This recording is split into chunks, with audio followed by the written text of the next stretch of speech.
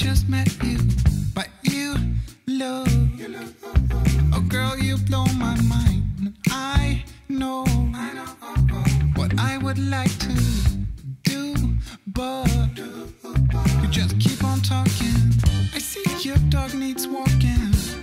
Your folk drive you insane. I know, yeah, that's true. Of course, you ain't the one to blame. Keep on talking to me. You keep on telling me your dreams. You keep on talking to me, but I just wanna see you move. Yeah, I just wanna see you move. I just wanna see you move. Yeah, I just wanna see you move.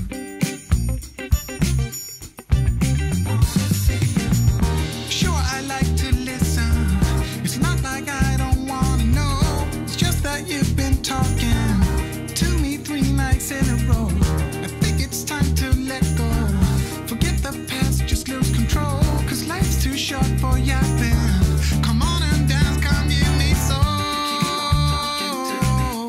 You keep on talking to me. You keep on talking to me. You keep on talking. You keep on talking to me. You keep on telling me your dreams.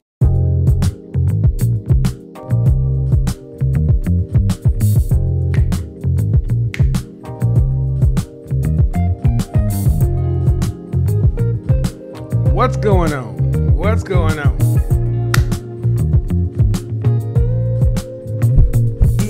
Welcome back. Yes. I cannot say what's wrong or right. No. It's not Shout out to the CIA. Confident, intelligent, and assertive men out there. What's good, baby Baba? the way I follow. No need to say One love to the FBI. where we are heading now. Those feminine, beautiful, inspirational young ladies out there. Follow to the edge of it all. To the Are we edge doing of good tonight? it all. So tell your goodbye. Hey. 'Cause I'll find no matter what. Yeah. Double Kevin. Susceptible now. Double Kevin, double Kevin, double Kevin. Ooh. So tell your goodbye. So let's do some shout outs. Name, city, gender, age. 42, Homewood in the house, Chi-Town. It's not a Clap, problem. clap, clap. 'Cause I know what I'm Clap. getting into. Yes. Yeah. And I think it's Tonight we get crunk, baby Bubba. 'cause I'm addicted to what you and I realize. Dig it. The way I follow. No need to say where we are heading now, babe. Uh-oh, got the pink lights on. Woo! So tell your goodbyes. 'Cause I'll find no matter what. Yeah. Or even better, should we get the red lights? Susceptible now. Before the moment flies. Before it flies. So tell your goodbyes. 'Cause I'll Guys, keep the likes up, keep the engagement up. As long as we keep it over 50%, we don't have to go into the intermission.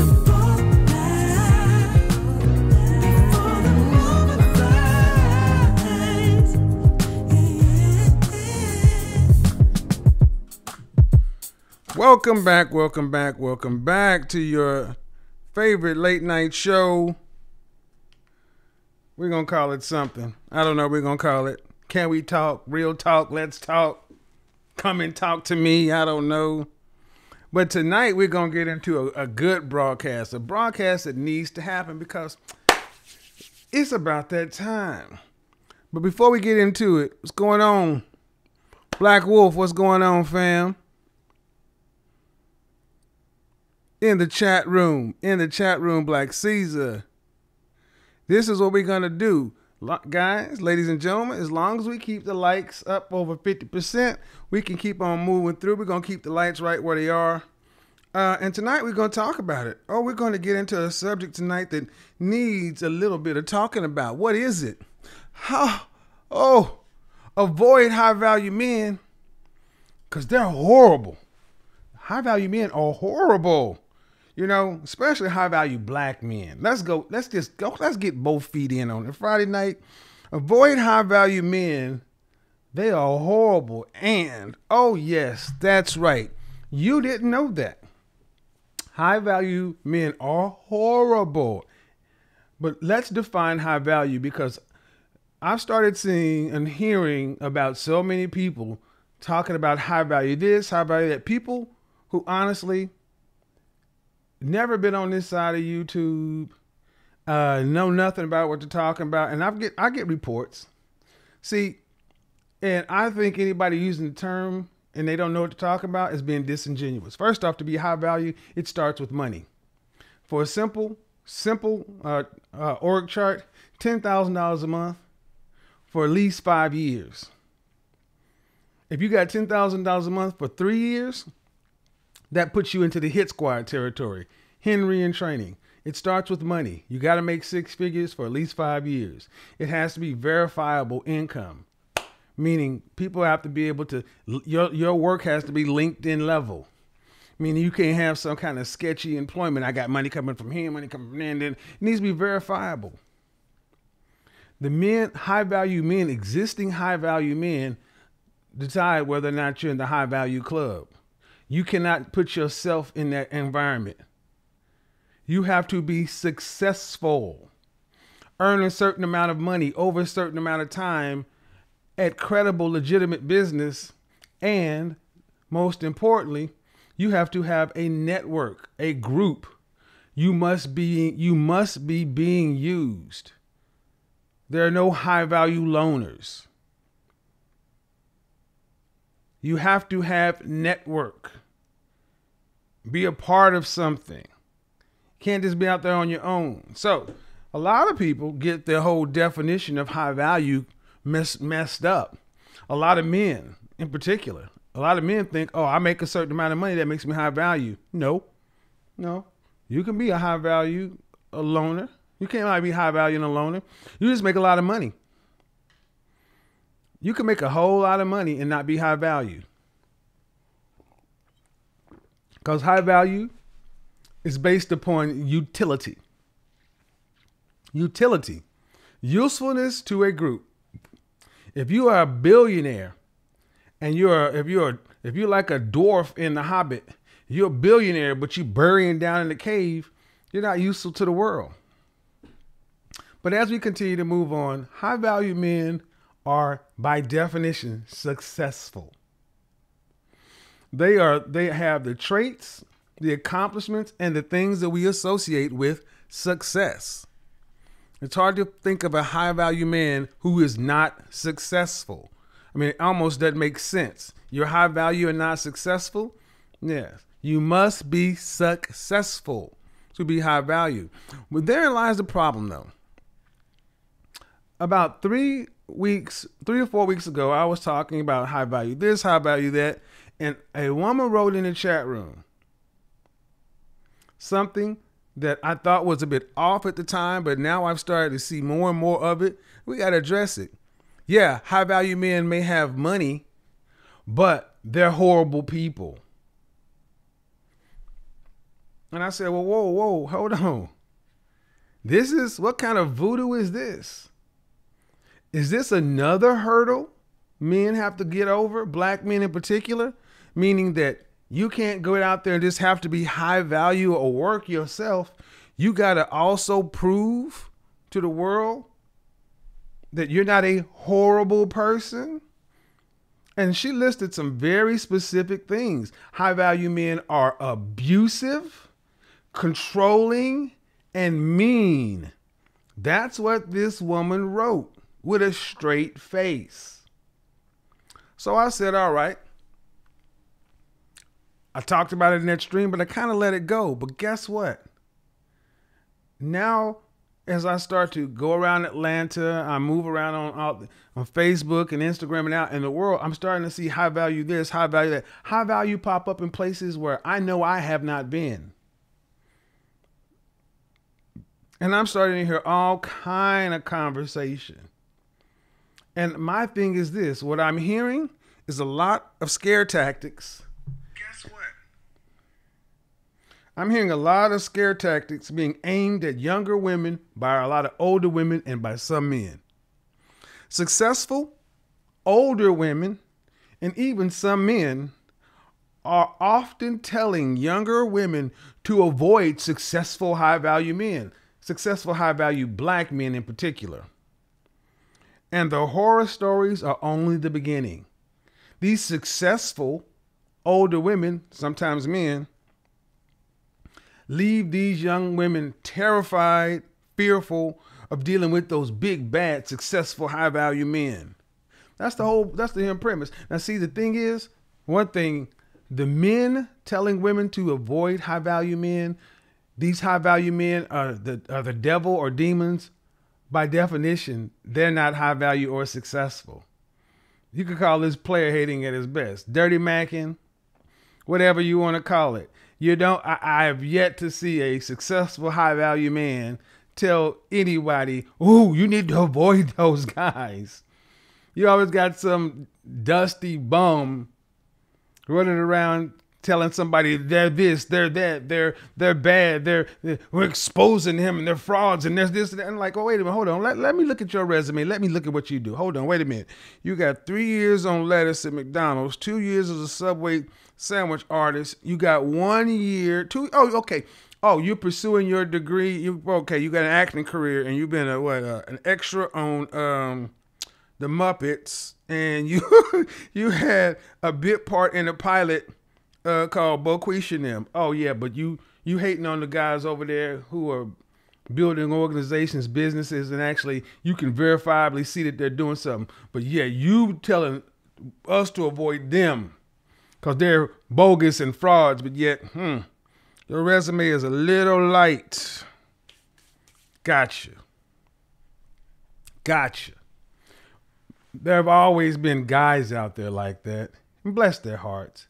Bless their peanut heads. It would be much easier just to be who you are, but they're always going to be like that. I laugh at them. I laugh at it because at the end of the day, the people who are telling you younger women, telling the women to avoid and be afraid of high-value men, telling men that you don't want to be a high-value man, understand something. The men who are telling you this stuff, and I use the word lightly, the men who are saying this stuff, they're not high-value men themselves. They would love to have the outcomes.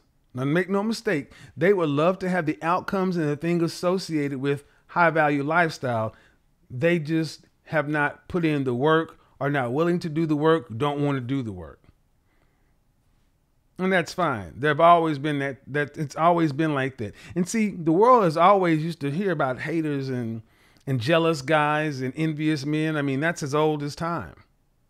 What's new is you have women, successful women doing this now. And why do I keep doing success in air quotes? Because a lot of the women who are talking about these things tend to have some sort of career, something that they define themselves as successful. Now, what I've learned is success is very broad.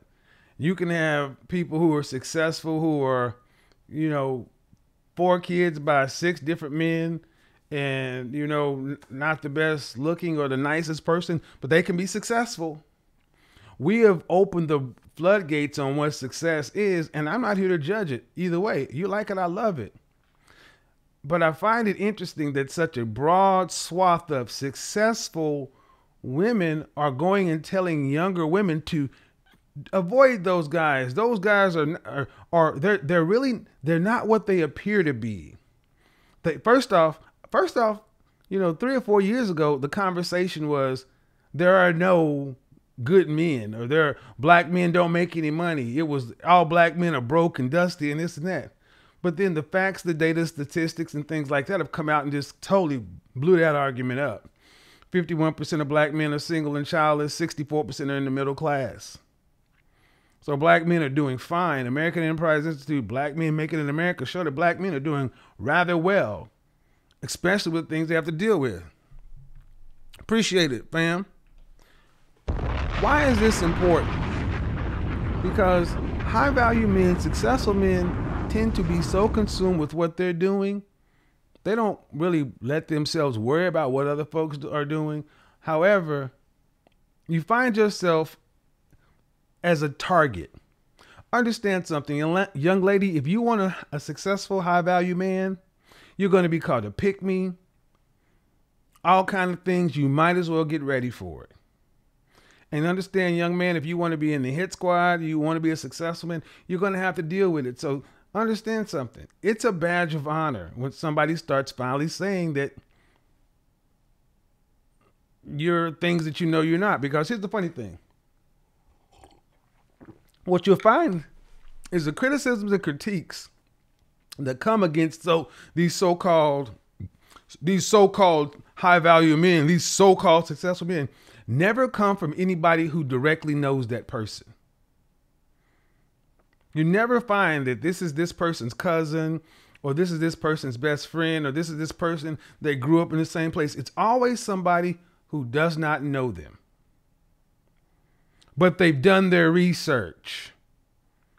They don't know this person, supposedly are successful in their own life and have a full me-ass life on their own, but yet they have time enough to take away from their full, happy, productive life to go do research on somebody else that they don't know, with the express purpose of exposing them. And this is what you're going to deal with as a man who wants to be better than what you are. Look on YouTube, Instagram, Facebook, even before social media. Every man who's decided he wants to step out and be in the top 10%, top 5%, you're going to get, it's not critique. See, critique is at least honest criticism. It's outright slanderous lies and things like that. But see, how you handle it is the determination of whether or not you can actually become high value. The men or the women who fall for this madness fail the test of the next level, because it only gets worse the higher up you go.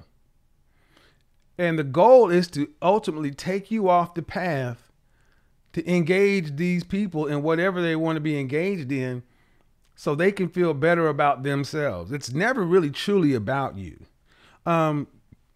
And understand something. It's something I've dealt with personally my entire life.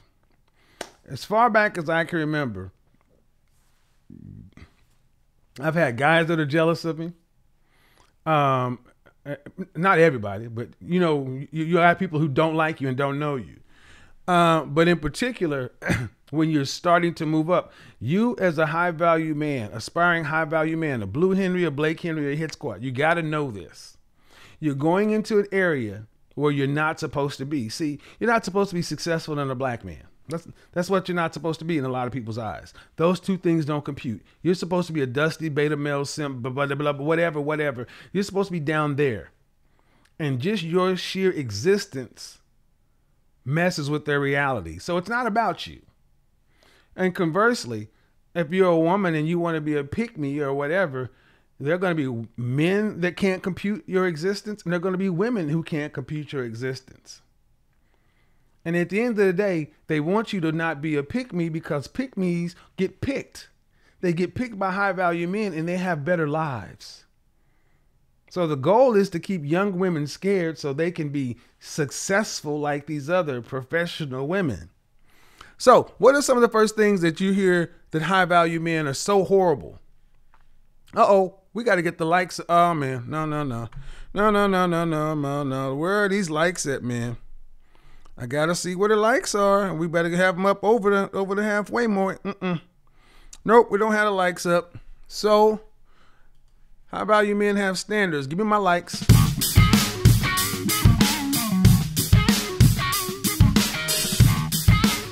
Give me my likes.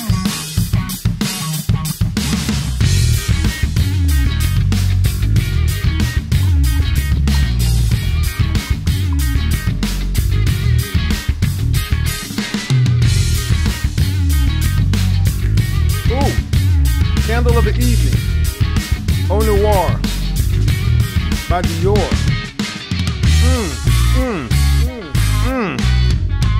Let's do it.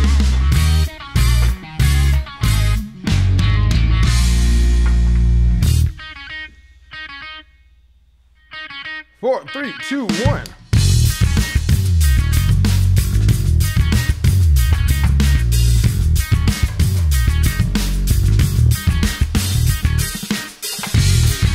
That helps the candle to burn right, burn well.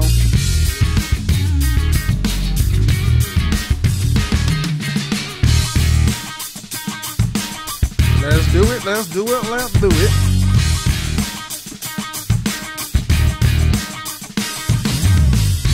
All right, there we go. That actually helps the candle to burn well. A glass flute or a cylinder, it keeps the heat kind of uniform, and it helps the candle to set well. All right, let's get into it. Now, for the people who if it don't apply, let it fly. This is a little fun, a little tongue in cheek, and this is about all I'm going to do about this, because here's the thing with haters, when you're trying to get anywhere, there's always going to be someone who has something to say. Guys, understand something. Young ladies, here's one of the first things you're going to get told by, and who's going to tell you this stuff? Hillary's never going to tell you that high value men are these things. It's going to be Angie's managed butt, and Tina, when she gets into the danger zone. Tina is the chick that really could have been just like Hillary, but she's the eternal 7. Remember Tina? Tina's the chick that played games, overplayed her hand, and messed around and got into the danger zone. Danger zone! And never decided to marry the one Henry that was dealing with her, and she kept overlooking Aaron and Greg. And Angie been mad for a long time, because Angie just does not have the looks to get the man she wants. She has the socioeconomic status because she works her butt off. But just like on the Roommates podcast, shout out to Hafez and Rebecca Lynn Pope, where Rebecca got harsh truth for successful women, that men don't look at women based upon their money or accomplishments. He look at you based upon your looks. So, sorry, you may be a high-powered, successful woman, but you still look how you look. And that's what you can get. The first thing you're going to be told, young ladies, is high-value men are, by definition, some sort of abusive. They're abusive. High-value men are abusive. Why? Because high-value men, successful men, are men who understand the value of time. And successful men are direct. They ask you a question for an answer. They don't ask you a question for a backstory. And being direct with a lot of women is something that they're not used to. It's abrupt. And they don't feel like they're being heard, or they can't emote, and all these things. And that's not your purpose at work. Your purpose at work is to get a task done. And when you're dealing with a high value man in your personal life, he still has little time.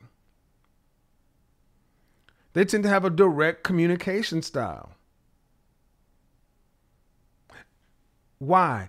The direct communication style and their direct way of being has allowed them to become successful. Conversely, if they didn't talk the way they did, and they sat around and engaged you in your feelings and everything, they wouldn't be nearly as successful. See, direct communication gets misconstrued as being mean. Gets misconstrued as being abusive. But yet, you go ask a woman who says, I deal with high value men all the time. No. We only listen to women who have been married to high value men. Young lady, listen to women who've been married to high value men, not women who say I deal with them.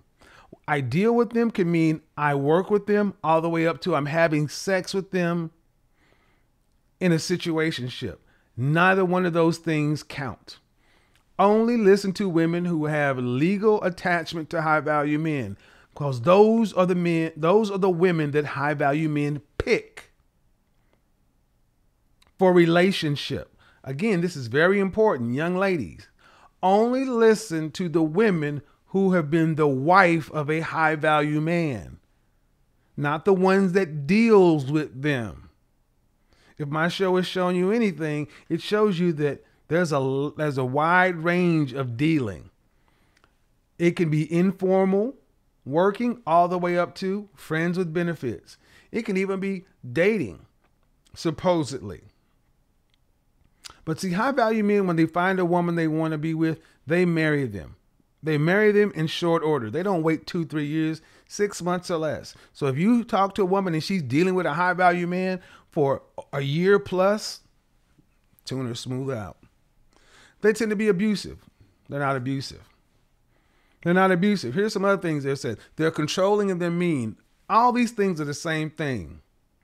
They're abusive. They're controlling. They're mean. They're not mean. They speak in truths. They speak in facts, figures, statistics, data. They're direct communicators. They tend to be logical because they got to get stuff done. They cut through to get what's necessary. To a lot of women who didn't have a strong father or grew up with dad or grew up around men, this direct way of dealing sounds harsh. It's jarring. But they are not used to masculine control. Their mother could have been controlling, but it came across in a different way. Now, the funny thing is, you don't find many executives, many upper management, executive level management, upper level management, mid management guys who are just wimpy. So they'll scare you away with telling you, girl, if you get with that successful high value man, he's going to control you. What does that mean? He's going to make you stay in the gym and eat grass to remain rail thin. And this will generally be told to you by a woman who's anything but fit. Again, girl, you go after them successful high value men, they're going to control you. They're going to make you stay in the gym, eat grass to stay rail thin. It's going to be told to you by women who are everything but fit. They're going to tell you how these men are they're going to tell you that you need to have your phone unlocked, and if he says give me your phone, you need to give him the phone, and he's gonna have all these different things. And see, what I need you to understand is these women have never married a high value man, and they haven't even really dealt with the high value man, because high value men don't tell their women what to do. High value men don't tell their women what to do. High value men instead tell their women what they accept. Marcus doesn't tell Hillary, you can't, if you're going to be my girlfriend or my wife, you can't be on social media. That's not what he tells her. Marcus instead will say, my wife won't use Facebook. My wife won't use social media. Now it's up to Hillary to decide whether or not she wants to be his wife or wants to be in consideration. It's a choice. Oh, but see, that's manipulation. No, it's not. It's a choice. If you want to be with a successful, high value man, he has to do what it takes to, he can have standards and he can have preferences. He can have things that he wants. You don't have to pick them. He can also say, my wife will stay fit. My wife, after our child is born, she will still get back in shape within a short period of time. But as the man, I'm going to make sure I provide the means and resources and everything at her disposal to get it done. See, that's the side that they don't tell you. That the controlling comes with resource and provision to get it done.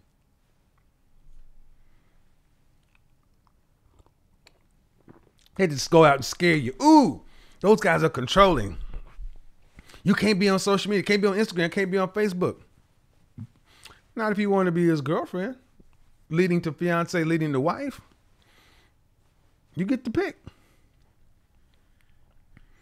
So what do they tell you? They're going to be abusive, controlling, and mean. All these things, they're mean to you. Right. How often do you see high-value, successful men wholly embarrassing their women in front of in anywhere? How often do you see women walking behind high-value, successful men, timid and terrified like a little shaking chihuahua in the rain? Because what I often see is women smiling from ear to ear, getting out of a Ferrari or Lamborghini or Range Rover or Mercedes, pulling up into valet at shops at Buckhead with nice heels and a great bag. I don't see all these terrified, caged birds that who have to eat parsley and drink a thimble of water. Yeah, these are the horror stories you're going to be told by women who ain't been in the gym since high school. And it's all meant to make you afraid of being with a successful, high-value man in your prime years. It's meant to make you want to think of those guys as fear. You don't want to get with those guys. No, stay out here with us. Stay over here with us in the corporate world and work and travel and hot girl summer. No. They only want to marry you when you're young so they can abuse you and take advantage of you. And I'm glad I'm starting to see more younger women say, I don't want to. I've listened to mama and nene, auntie and them. I've listened to them, but more importantly, I've looked at their lives. And I don't want what I see of their lives. I hear what they say, but I don't want that life. So I would rather come over and do something different, get married between 18 and 25 versus wait until 35 or 30 years old to try to find a man. And that ticks them off. Why? It shouldn't tick them off. Why? Because you have a choice to make. They made their choices. Now they want to make the choices for you. Here's the funny thing. The people who tell you to avoid successful high-value men are trying to control you more than the high-value men that they say that want to control you are trying to do. High-value men don't try to control anything. They just tell you what they are going to or not going to accept. But these people try to pump fear to you. You get to choose. Abusive, mean, controlling. Oh, what's the other thing? They're gonna, they don't want you to get an education or go to work so they can control you with money. It's all the same stuff. Controlling means anything to where you step into the feminine instead of stepping into the masculine. So you need to go get your own education, your own job, your own everything else. So in case he acts up, you can go do what? Earn what he earns and step into his position. Knock it off. Oh, here's the other one. They want to tell you that these guys, once they get you, they're going to cheat on you because high-value men are all cheaters. Am I lying? When I start lying, go ahead and tell me. High-value men are all cheaters. All high-value men are cheaters. That's why you should avoid successful high-value men because, hey, once you get in there and have a baby or two, he is going to cheat on you. And if you're a black woman with a high-value black man, he's going to cheat on you with a white woman. Matter of fact, he's going to leave you for a white woman. Because they're all cheaters. Because all men cheat. Doesn't matter if the facts don't support it. Doesn't matter if the research doesn't support it. Nope. All these women who've dealt with high-value men or know high-value men who've never been married to them are telling you they're all secretly cheat. And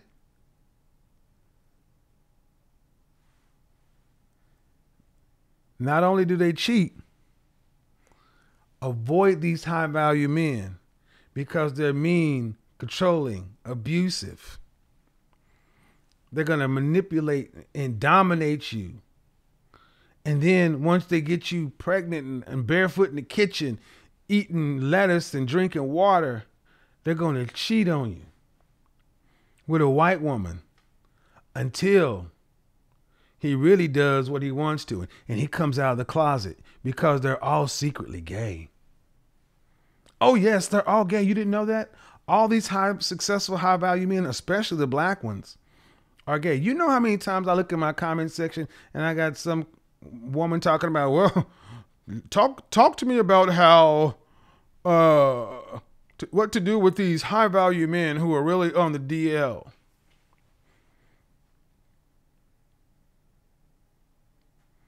This is a real thing. This is a real thing.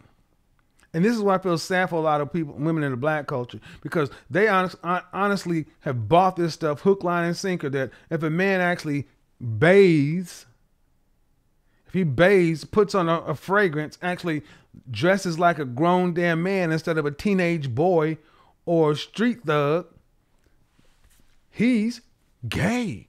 They're all secretly gay. So wait a minute. Are they going to cheat on you and leave you for a white woman, or are they gay? Which one is it? Because successful high value men get pegged as both.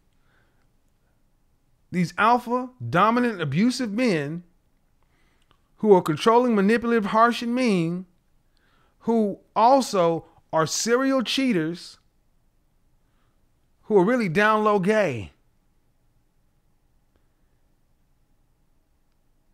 While they're going out and working 12, 16, 18-hour days. Do you see the amount of, what I'm sitting here, we'll call it a tales from the Negro, the amount of lunacy that goes on in this? And then when you ask one of the successful women telling you this, well, what happened when you were married to a high value man? Did that happen? No, I've never been married to one. What? Well, then how do you know? Well, I've heard. Well, who'd you hear from? Was she married to a high value man? Oh, no. So do you actually have any firsthand knowledge of any of this stuff happening? Well, I saw a movie or read an article, or I watched a video. Well, but do you? Oh. And was that before or after you was dress size 16 with 3 kids by 6 different dudes? Again, you don't see these things coming from women who were fit, feminine, friendly. They don't tend to have these horror stories about successful, high-value men. And they darn sure don't have it when they're under 25. So why do these stories exist? Why do these stories exist? Well, we know why guys talk about this kind of stuff, because they can't compete with high-value, successful men. When it's just down to work, they can't outwork them, they can't out-earn them, they can't outdo them. So they got to find some kind of way to cheat. That's as old as time. That's not really the issue. Why does this exist with women? Well, sadly, and it exists a lot in Generation X. Baby boomers, my mother's generation, they didn't think this stuff as much. Not as bad. Well, I'll take it back. They kind of started this mess, but they're gone for the most part. Generation X, between 1965 and 1980, born in those years, they're the women who believe this stuff the most. Why? Because they're the most unmarried group of women in the history of this country. Black women between the age of 1965 and 1980 are the most unmarried since statistics were kept. So are black men. Marital rates are dropping. And because a lot of this stuff was pumped into the culture while we were coming of age. If you were born in 65 to 80, you didn't have any control over the narratives being pushed in the media, on TV, in popular culture. When you turned 16 years old, you went into a world where women were told to go to college, go get a job, don't depend on no man. And men were told to be respectful, polite, and be courteous to women, to where now you have it flipped. Now it's easier to argue that black men age 18 to 25, age 18 to 30 want to be married more, age 18 to 27 want to be married more so than black women, especially age 18 to 25. It is far more common for me to run into a young man, 18 to 25, who wants to be married than a woman. T.I.'s daughter, anybody, and even I don't use celebrities. What does she say? It's easy to be a baby mama, but being married is too serious. How did we get here? Generation X was poisoned. I feel sorry for a lot of women in Generation X because I saw it happening. But here's the unfortunate part. Life is what it is. And when you're a woman 40 plus, you can't go backwards. You can't go back to 18, 19, 20, 21. You are where you are. And misery loves company. This is a Western thing that in every culture has their own little bit of it. But sadly, instead of telling younger women, hey, don't make the mistakes I did, or don't do what I did, because it's not really what I want. No, sadly, you see women double down and try to push this irrational fear off to young women that's not based in anything they have personally lived. That's the point. See, there's no real issue if somebody's giving advice based upon something they personally lived. But most of this stuff is horror stories, ghost tales that they have no personal stake in. They can't tell you that it happened to them. Not nearly to the amount of women who tell these stories. Sure, you're going to have women from time to time say, oh, well, I had horrible luck with a guy who's a high value man. But here's the question. Was he a high value man when he did it? Or were you young and was he young? See, this often comes from a lot of baby mamas. We just want to get there. This often comes from a lot of baby mamas. Baby mamas are women who have had their heart broken by a Marcus or a Keith when they were in their college years. Oh, I'm going there. I am going there. This often happens from a woman who got pregnant early on, and the guy did not want to marry her and did not want the baby. She had it anyway. And then he went on about his life and became high value. And in her mind, if he'd have just did the right thing and married me, I could have been Miss Henry when he didn't want the child. Ooh-wee.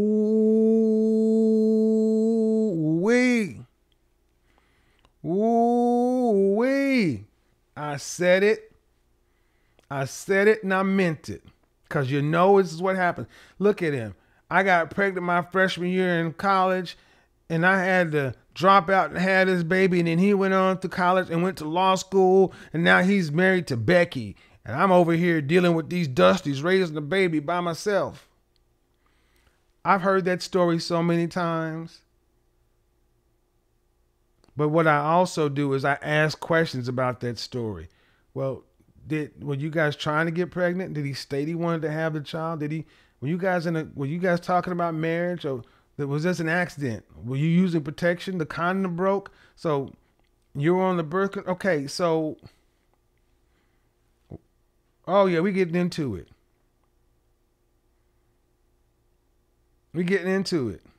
Or when there's a child involved, that normally short circuits people's defenses. Most people don't want to question single mothers because it's impolite to question. I ask the questions because I just don't believe. I'm not a believer. I want to know the situation before I make a judgment. Most people just don't want to ask because honestly, you don't want to know the truth. But then the other one. You ready? Y'all ready for this one? Woo! Get ready. The other happens because one night at a frat party, Marcus hooked up with Angie. Marcus, who was out of Angie's league, hooked up with her. And from that point on, Angie actually thought because she hooked up with Marcus that she could actually get men on his level.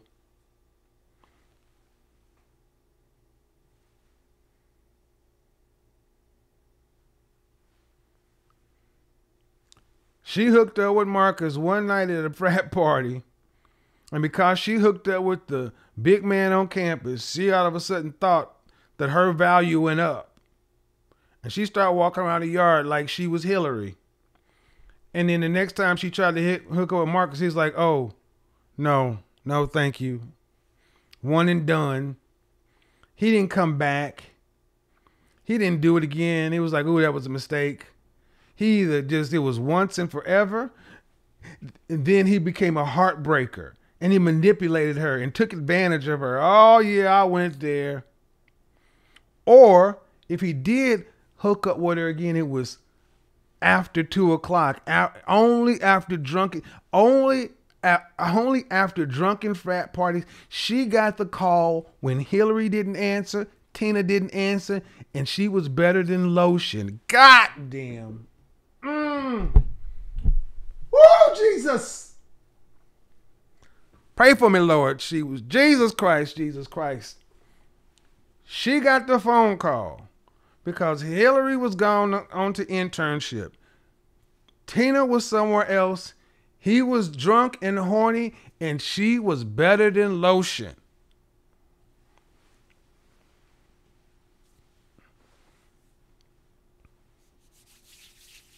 She was never on his level.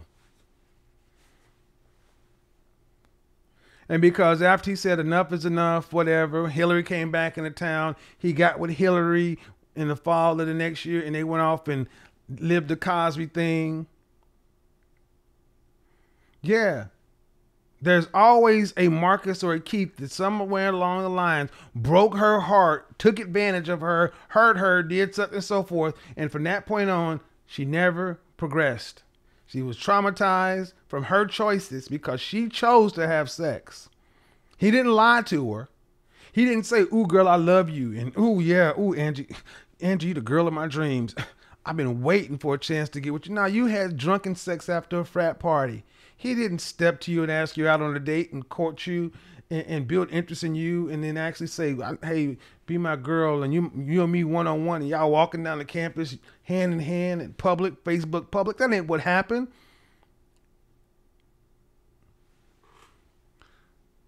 That ain't what happened. You're a 4, 5, or 6, and you got to hook up with a dude that was an 8, 9 dude. You're a slump buster. No offense, but that's really what these guys would call that. See, if it's the other way around, if a woman was on, let's say, Hillary's level, and in a weak moment, she hooked up with a guy who was on Angie's level, the guy wouldn't all of a sudden start thinking he can automatically get women on Hillary's level, and we would let Hillary slide for getting her itch scratched. And if she all of a sudden turned her back on the dude that was on Angie's level, she'd say, well, come on, dude. She's Hillary and you're this dude. You don't see, we'd accept that. But the other way, we want to demonize the guy. And then when these guys go on to become the men they intended to be, these women go through the rest of their life saying, avoid these successful, high value men because they're good looking, they're this, they're that, they're manipulative, they're going to see all the things that I said on the list ahead of time. That's right. That's right. So young ladies, understand something. Unless the women giving you advice have been a high value man's wife, take it with a grain of salt. And you got to ask yourself a question. All right, Nene, Auntie Nim, older woman, if the high value successful guys are all the big bad boogeymen, what should I do? Who should I get with then? If I shouldn't get with the successful high value men, I shouldn't look at them because they're all horrible and secretly gay or secretly whatever. Who should I get with? Oh, I'm not telling you who to get with. What are you saying? I should get with Aaron or Greg, or I should just get with the Average middle class dude. Who should I get with? Well, to answer that question, you got to look at who they got with. And who is that going to be? Nobody. They got nobody. That's who they want you to get with. Nobody. Because that's who they got. Nobody.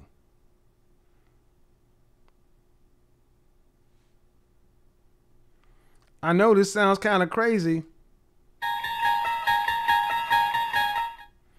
but that's how a lot of these so-called successful women and some guys go out and tell these young women, oh, these high-value guys, avoid them, success, and in particular in the black community, there's really nothing you can do as a black man to avoid the ire of some women.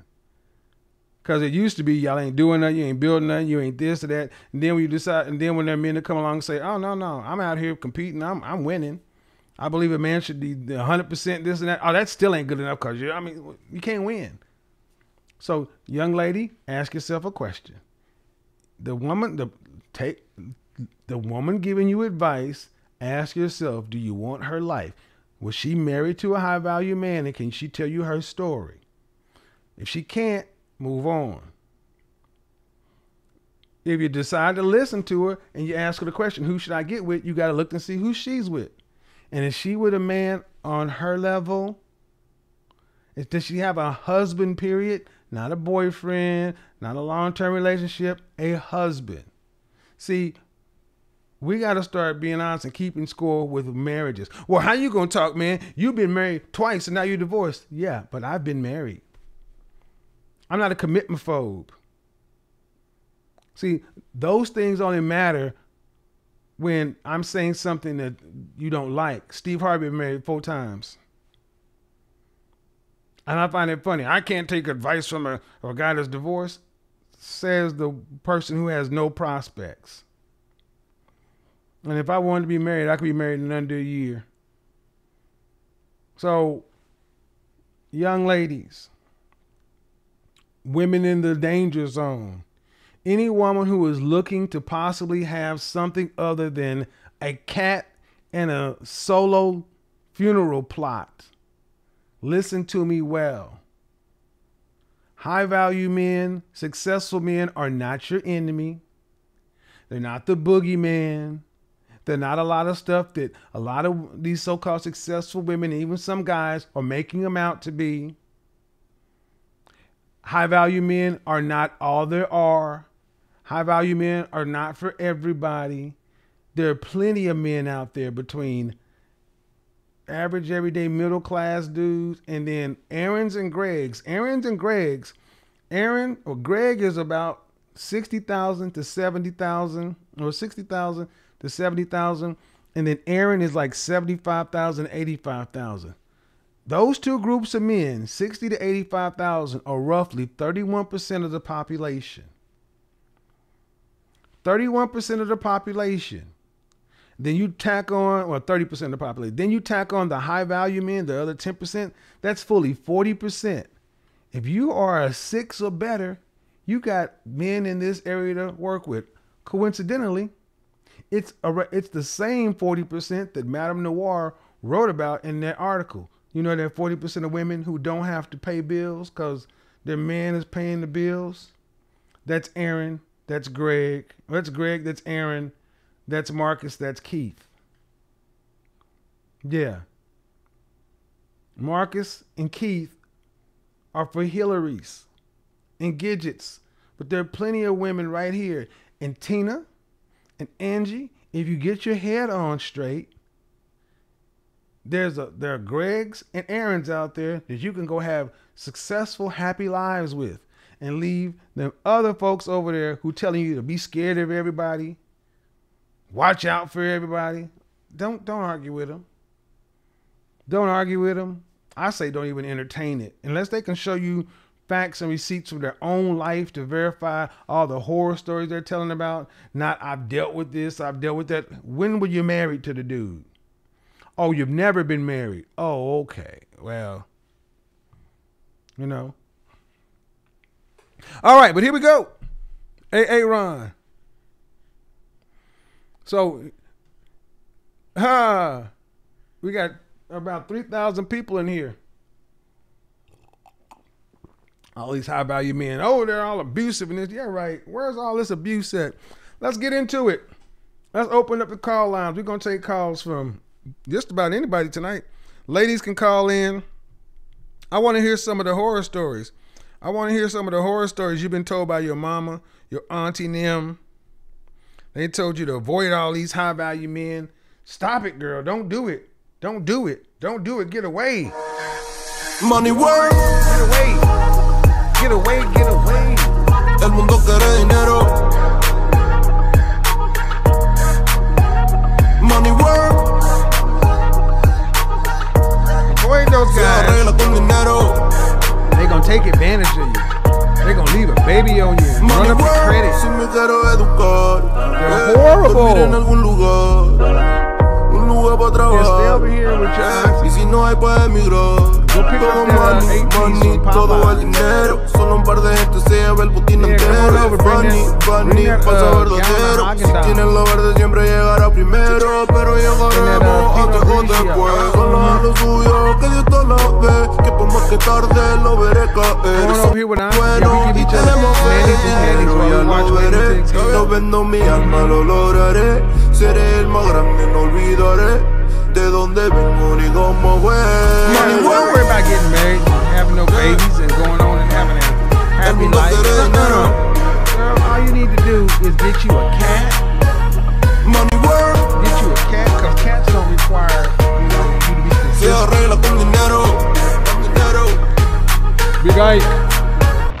Money work, yo digo las cosas como son. No quiero ninguna aceptación. Tampoco vengo a pedir perdón porque mis sentimientos se volvieron la canción. Remember, if you wanna get on Me camera, vale you gotta mucho show como it. tú If you me wanna get on the ves. show, you Sabes, gotta tú get me on llevas camera. solo a los pies. Para mí gotta ser see grande ya. es un You don't have to be on the interés. Ser show, un buen but you humano do para have mí to es be on the deber. screen. El dinero ya lo veré.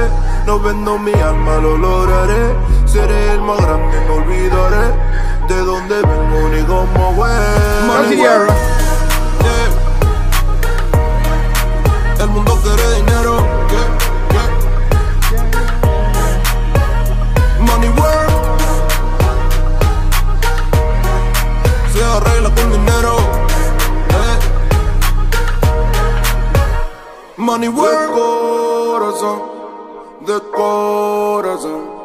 La plata no te hace ser Don't feliz. use that nice, sexy young body to get you a high value assessment. De corazón. Stretch it out. Plata no te Freaking hace ser livers and feliz. gizzards. And it's Money ripped in it, work. girl. That's what you do. El mundo quiere dinero. Yeah. Money work. Money work. Se arregla con dinero. Money work. Lunes. Lunático. That's right. You don't, oh, no. See, if you stay over here, if you get over here with Auntie and them, you ain't got to go worry about going to the gym, staying fit, eating a reasonable diet. You can get as big as you want to. All you need to do is go get you a rabbit or a bullet and your imagination, and you can take care of all them needs. I mean, you don't need no man. I mean, you got cousins that got kids. I mean, if you want kids, all you got to do is you can babysit. See, you don't need no man. These men are trash, especially these high value men. They are horrible. These dudes are secretly abusers, cheaters, and down low. Trust me, they are going to run your life upside down. They're the worst in the world. No. I ain't never been married to one of them, and ain't none of them ever asked me to marry them. No. But I got on good authority that if you do date one, there's a better than 8% chance. There's a better than 8% chance that he's going to turn out to be horrible. That's it. What should you? No. The answer is to get nothing. Nothing. The answer is to die alone. Die alone. That's the answer. See, that's better. Because you're in control. See, you can control the apartment you live in or the house, because the house is going to get too big. You control the apartment you live in because it's going to get real small, because you can't go up and down those stairs because you're going to be like 200 plus pounds and you can't traverse those stairs. And see, you get a cat because you ain't got to walk a cat. You may smell like kitty litters. You don't need no candles. You ain't got to worry about keeping yourself. You ain't got to shave your legs, shave your armpits. You can be au natural like nature made you. That's right. You can just be chilling. Right. Sounds like a much better life. Then once you got, if you really need to itch scratch, you can go out and get you a little youngster, right? I'm going to tell you this. Don't come in here and mention anybody's name. If you come in here and mention somebody's name, I'm going to put you in timeout. We don't give anybody any shine over here. Zero shine all the time.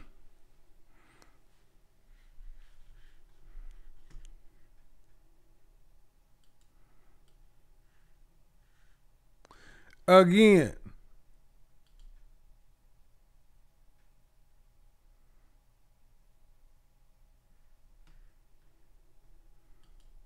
And now here's the thing. If you've called into the show before, I don't want people who've called into the show to keep calling in. I don't want the same people on the show. You can call in the show twice. After that, you become like a repeat guest.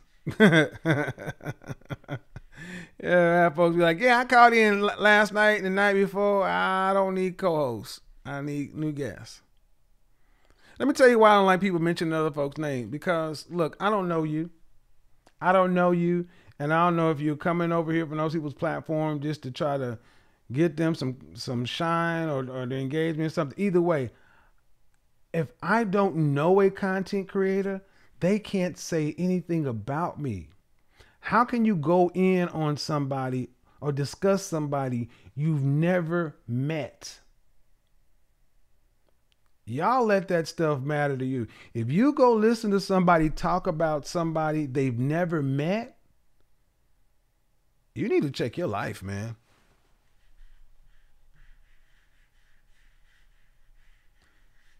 I mean, seriously, unless you just got time to kill.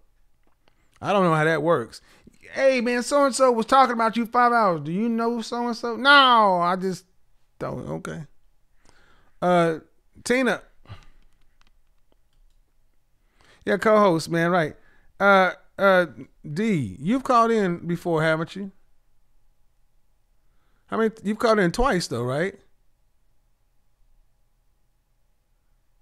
Hold on. I'll unmute you. Go ahead. Unmute yourself. Yeah, I did. But, Hold on. No. There's no but. Hold on. Let me go ahead and unmute you real quick. I muted myself real quick.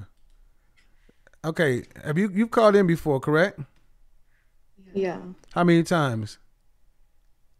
I think once. I've seen you twice. Like I got cut off. Huh? I got cut off before I could ask the question. Okay. Go ahead. Yeah. So in college, I called last night, I think. In college, I just wanted to ask you a high value man in college would be like a basketball player, or would it be like somebody who provides for you financially, like pays for stuff? In college, a high value man would be what?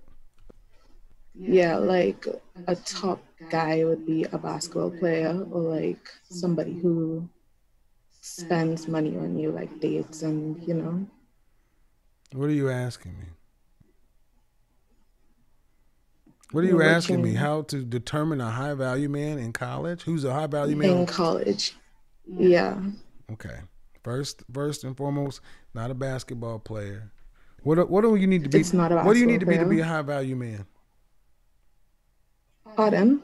What's required? Okay. Have you watched my show? Yeah. When I lay out the criteria for a high value man, what's required first? Money. Right. So it would be the guy who pays for stuff, right?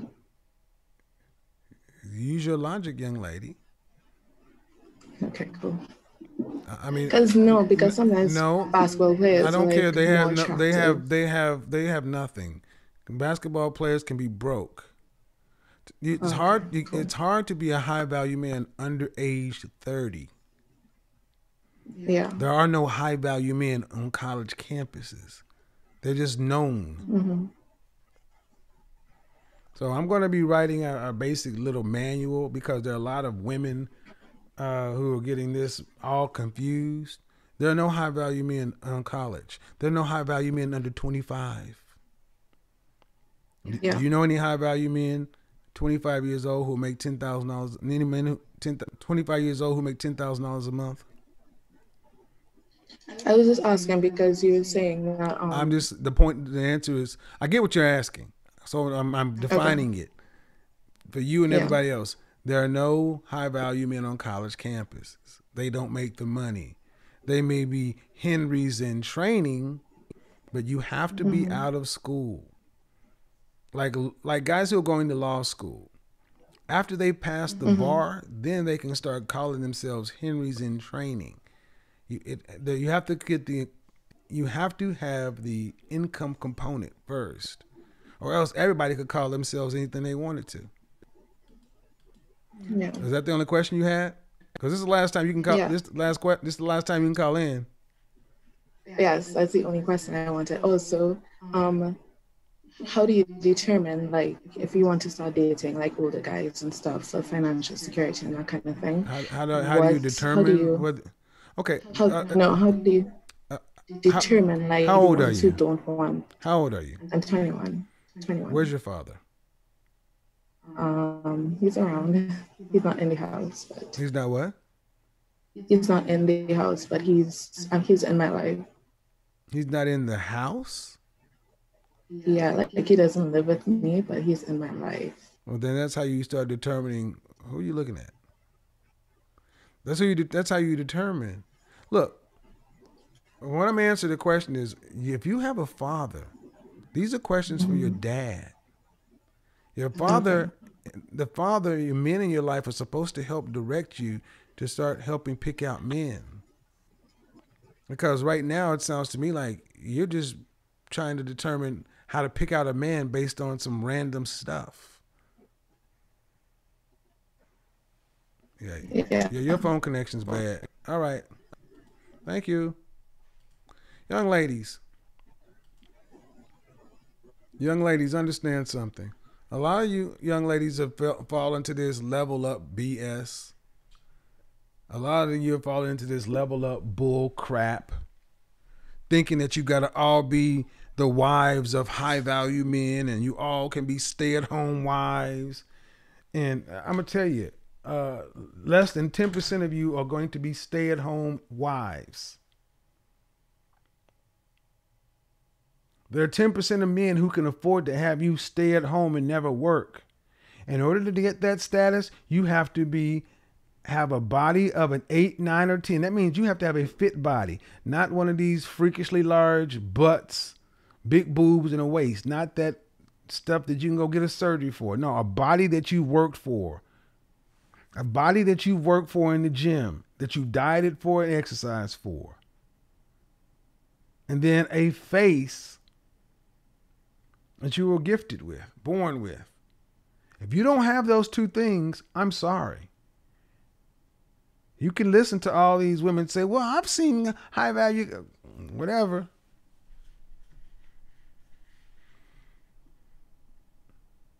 So I'm kind of concerned with the amount of young women who just think because I want a high value man, you don't deserve one.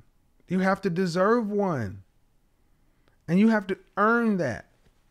See, that sounds harsh for me to say it, but this is where I will say, you listen to your white friends. Every white woman doesn't think she deserves a high value white man.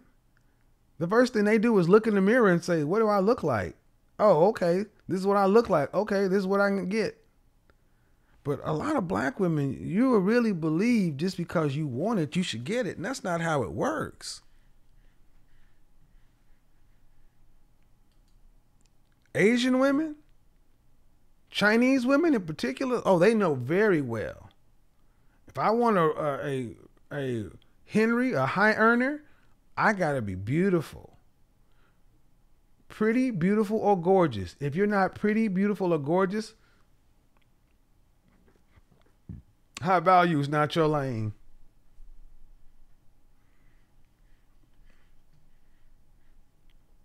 If you are not pretty, beautiful, or gorgeous, high value is not your lane. It cannot be surgically enhanced. You will be, and for the women who think, let me talk to this too, for the women who think you can go out and cheat by getting surgeries, all you will be is a plaything. Women with these surgically enhanced bodies are playthings. But men with men of means, men marry natural women.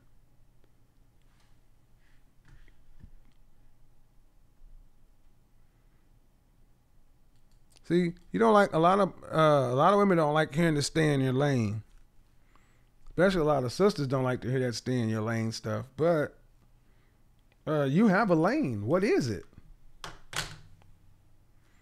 Ladies, you can call in if you have questions. The call line is open. You don't have to. You can call in and ask whatever question you want, ladies. The call lines are open. Ladies, the call lines are open. Call in and ask your question. You don't have to be a young lady. Also, for you older women, see, a lot of older women feel a lot of older women,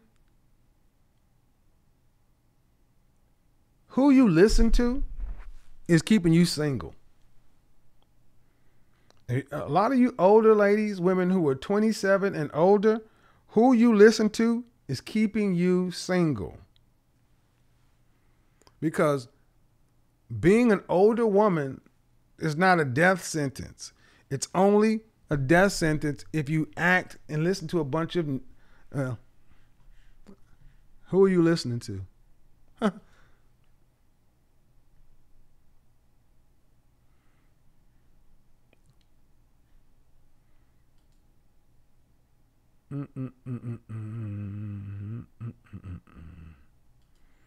I see you. I see you. What's your name?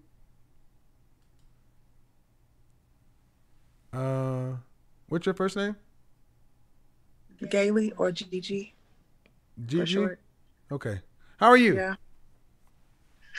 32. I said, how are you? Oh, I'm very well. Thank you. How are you? I am well. What do you have for me? Okay. I'm curious to know a couple of things. Number one, do you think someone who is my age, who has had absolutely zero experience with dealing with the high value man, if I could start from nothing, work my way up, build my femininity, learn how to cooperate, and actually attract one, number one. And number two, I was curious to know what you think my lane is, because I've been called gorgeous before plenty of times, but I don't know. It's like I kind of avoid it a little bit. Wait a minute. First things first. You're 32? Yes. All right. Did you go to college? Some. I have an associate's. Okay. Well, what do you do for a living? I am the operations manager in my family business.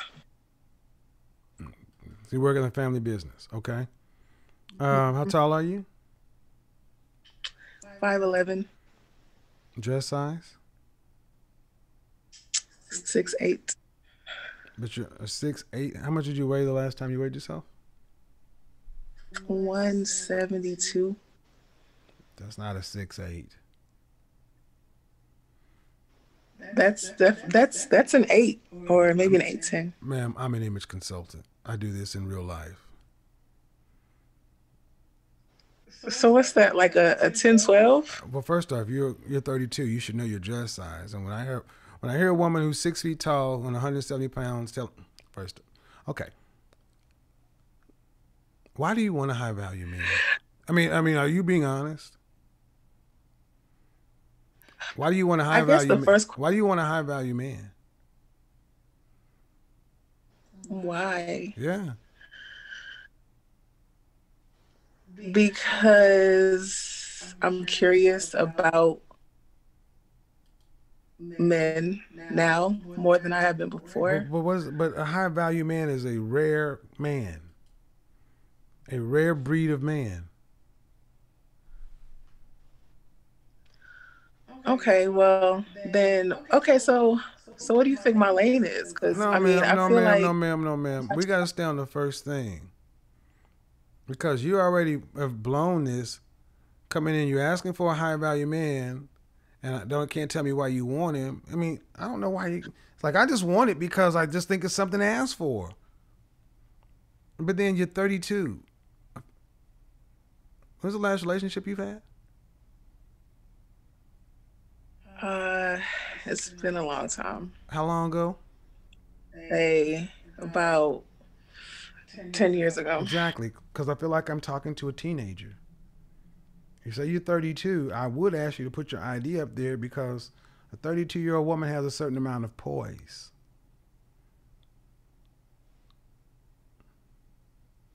Well, damn, how did you determine all that in 2 sentences? Because I'm a professional.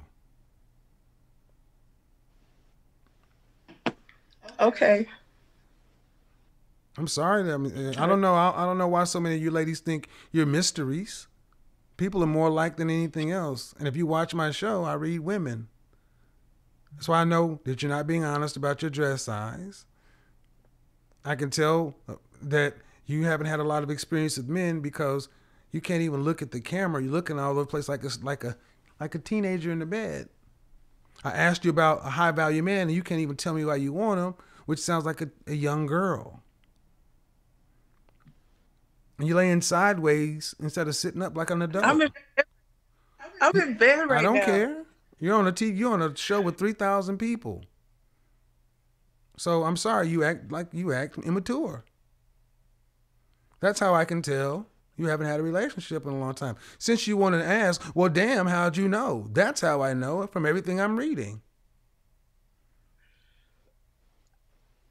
And what are you looking at? Somebody in the room? You just read me. You just read me so hard. No, not hard. It's the truth. It's the truth. If you didn't work in your parents' business, where would you be working? What are you qualified to do? What am I qualified to do? You said you went to college for clerical work, organization. All right. So, ma'am, let me go ahead and help you out. High value man is not in your vocabulary. You need practice with men, period. And I'm not trying to be funny, but gorgeous. Who's gorgeous? You said no? You said gorgeous? No? What would you rank yourself? Scale on 1 to 10. I mean, okay. Scale from 1 to 10, just your face. Okay. Scale from 1. No, listen. Scale from 1 to 10, just your looks. Can't use 7. Okay, fine. I'm gonna say 4. Based on your scale. No, I'm asking you based on your scale. You came in saying that people have told you. I'm asking you, ma'am. It's not my scale. Okay, back down off the attitude. I'm asking you, where would you rank yourself? 6. Okay, in what world is a 6 gorgeous?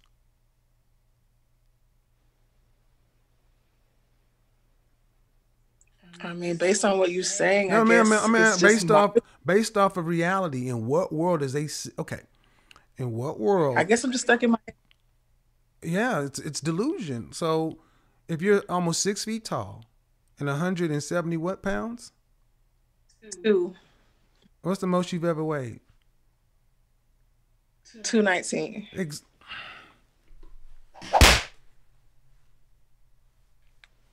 What's that for?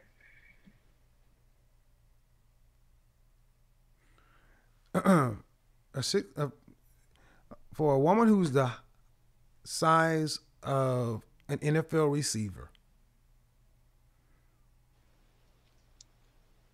or a linebacker. When you're 219, you're the size of a nickelback linebacker. Look, I don't know why you ladies get ashamed of this. If you don't mind weighing that, you shouldn't get mad somebody saying it. At 6 feet tall, you should still be about 150 pounds. Yes, ma'am. Because a man your height, I've been told that. the average height of an American male is 5'9", and his weight is only 166 pounds. You weigh more than the average American male. I've been told that I look like I'm on crack when I'm that skinny. I've gotten as low as 165. Well, I'm and I've sorry, been told ma'am. that That's our dysfunctional culture. And this is personally one of the reasons I feel like a lot of women who would like yourself, who probably would have been married in decades gone by, are doomed to being unmarried. Because we have an 80% obesity or overweight or obesity rate. Men don't marry women that are bigger than them. So I came at this from the standpoint you asked me, a high value man. And I don't know, we've told women that it's okay to reach for the stars and be delusional. And it's not. You're an average woman doing an average job. But you're asking for an elite man.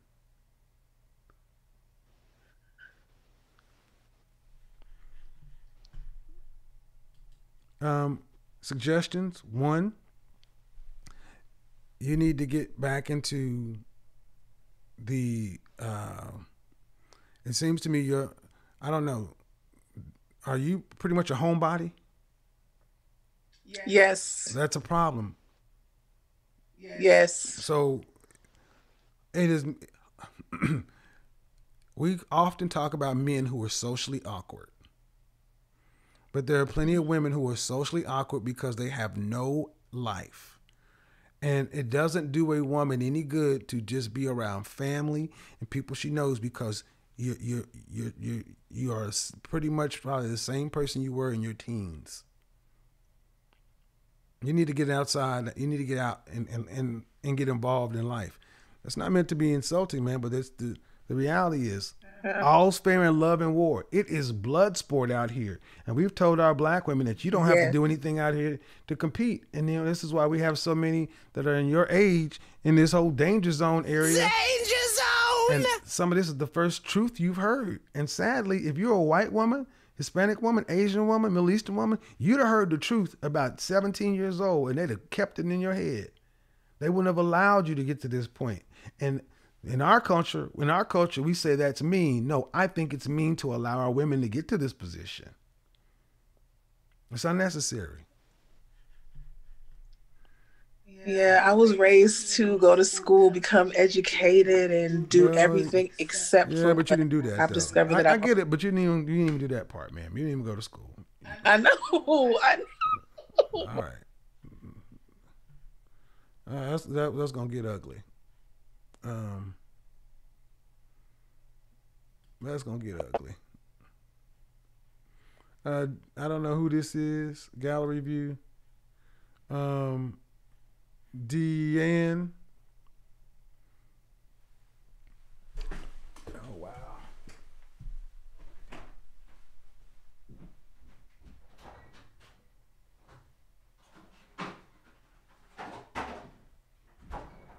Wow. Deanne, unmute yourself. Wow.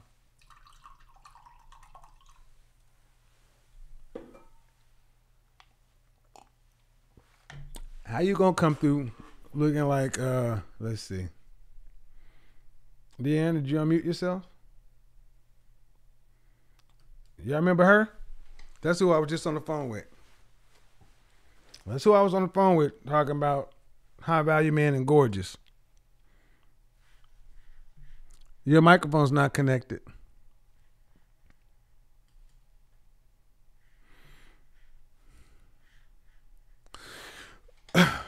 Mothers, please stop allowing your daughters to get to such an unhealthy weight.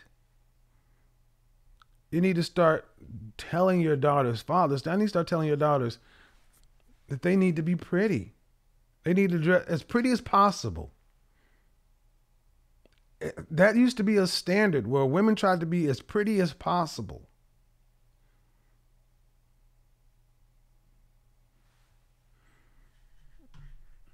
All right, Deanne, unmute yourself.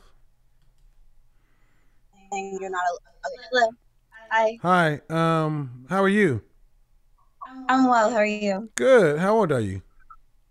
I'm 22. 22. What do you got for me? Okay, so I am the working. I tried college out. College personally wasn't for me, and so I have my own apartment. I have my own car. Everything's in my name. I'm working right now, and I'm dating, but I'm trying to figure out like am I like I have an idea of what I want in a guy and my relationship, but I don't know my next step. Like, where am I at right now? Should I just be figuring out what I like? Well, or... hold on. What state do you live in? South Carolina. 22. Yes, Where's sir. Dad at? Dad is in California. All right. So you didn't go to college because college wasn't for you. I know I tried it out. I went for a year. But college wasn't for you. That's right. Okay. All right. So okay. Do you want to be married? I definitely want to be married. I definitely want to have children. Definitely. Okay. Do you want to have to work after you're pregnant?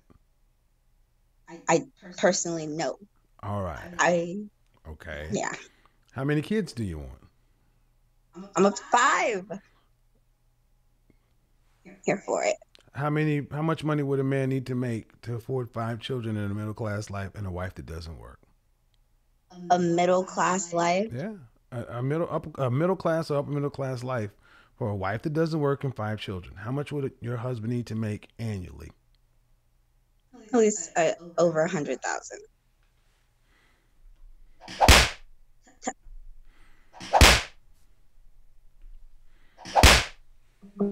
I don't know. Let's do some math, young lady. Let's do some math. Okay. How much do you make an hour? I make almost 16. $16 an hour. Do you work 40 hours a week? Yes. So if you work full time, that's $32,000 a year. Right. The average it costs about $200,000 for a child from age 18, from 0 to 18, to have to have 5 children and a middle class life. A man is going to need to make in excess of, well, do you want your kids to be able to go to college if they want to?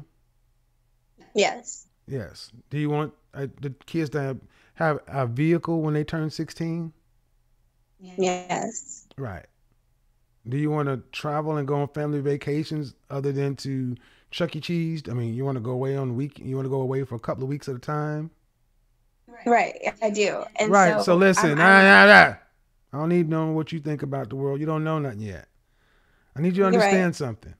You're talking about a man who's going to need to make, in order to have 3 children and a stay-at-home wife, you're talking about $350,000 US in Dallas, Austin, Houston, Atlanta. So I don't know what city you live in South Carolina, pretty much has the cost of living. In order to tack on 2 more kids, you talk about another $75,000 to $80,000. You're talking about a man who's going to need to be making just under $500,000 a year to have a room, because every kid's going to need their own room. I mean, you're talking about a 7-person family. Every time you sit down at a restaurant, there's automatically gratuity. Now, a man who's making $700,000 a year, what kind of wife is he going to want? I was a supportive one. I feel, if anything, it should be when you're at home. Let me stop this right here, because this is going to get out of hand, man. That's an unreasonable ask. Okay. A man who's making that kind of money. Okay, I've said it before and I'll say it again. Women who can ask for men like that have to be pretty, beautiful, or gorgeous. 8, 9, or 10 in the looks department. Mm-hmm. And 8 starts around Beyonce looks. I'm not joking. I know.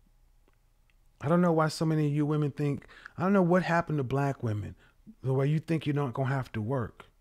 Ma'am, no, $16 an hour, you're broke, living paycheck to paycheck with no skills.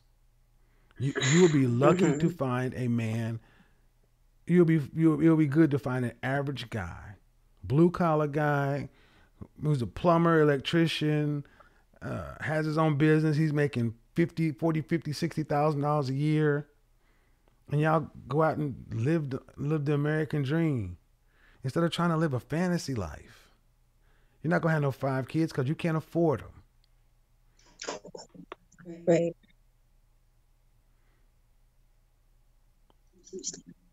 5 kids are for people with money. Right. So where do you go to? Are you dating someone actively now? I am. Okay. What does that mean? Oh Jesus Christ. I'm not satisfied, I guess. Is he older than you? He's 24. What does he do for a living? Firefighter. You're not satisfied? Why? This is someone who isn't really affectionate, you know? No, I don't. Men aren't supposed to be affectionate. Oh, okay. We're supposed to work. Okay, well, definitely works. Definitely. You want affection? You want affection by a dog? I'm gonna be honest, man. Some of you ladies need to understand something. Men are not supposed to be your girlfriends. We're not supposed to sit around and paint your toenails and talk about your freaking feelings. You got a firefighter. Right. That's some of the best work you can do in this country. That's good money, good benefits. And you ain't satisfied? Right. At $16 an hour at the Piggly Wiggly? Welcome to a wake-up call, young lady. You're in South Carolina, not known for a place for ballers and shot callers. This is true. That was good. Thank you. It's true. You got a 24-year-old firefighter. See what I said? And what is he? Does he want to get married? He wants to leave the country. Does he want to be married ever? Yeah, he does. But he's focused on enjoying, like, he's young, so I guess. Well, I don't suggest dealing with men that young anyway. Right. But my point is, learning. I asked the first question about your dad because most black children, black women don't grow up with a father, so you don't know how men are. Right. And we're not women. We're direct. We're not affectionate like that. That's not what we're supposed to do. Honestly, it sounds to me like you would do better getting in some of these women's groups with positive women talking about femininity, helping becoming, if you want to become a wife, you need to actually learn how to be a wife. They got wife schools, etiquette, finishing schools, because you don't just go out and make this happen. You have to prepare yourself. And then, honestly, would you date a man who's over 30? Yes. Well, that's what I have. Well, that's where you're. I mean, for the kind of women who want to not work, a man needs to make the kind of money you're talking about, to have the possibility to not have to work. That man's going to be over 30 years old. Right. And I'm open to that. Well, the main thing is, are you on effective birth control? I'm not. Are you sexually active? I am.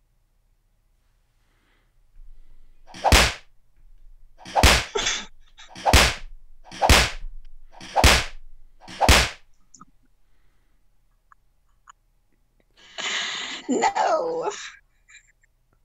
A child will fuck your life up. Oh, yeah, not ready. Not right now.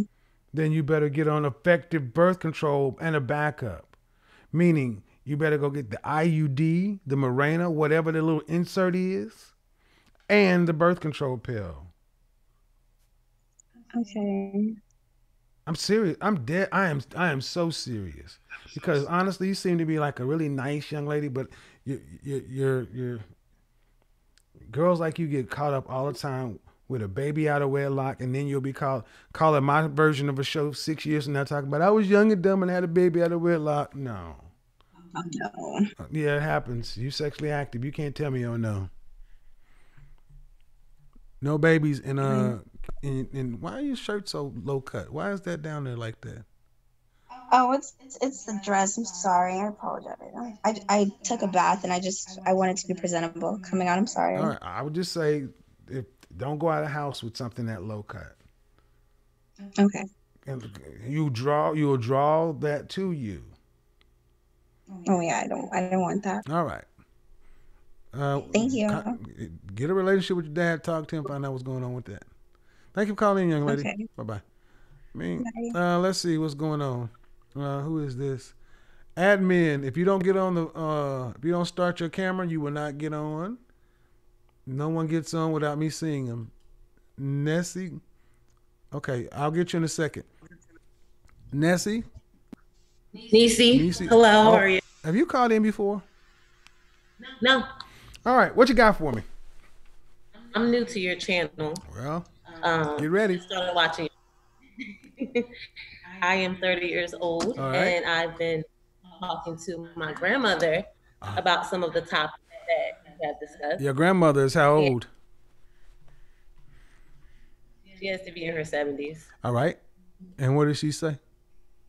She's saying that I should not be going after these older men or men that are of high value because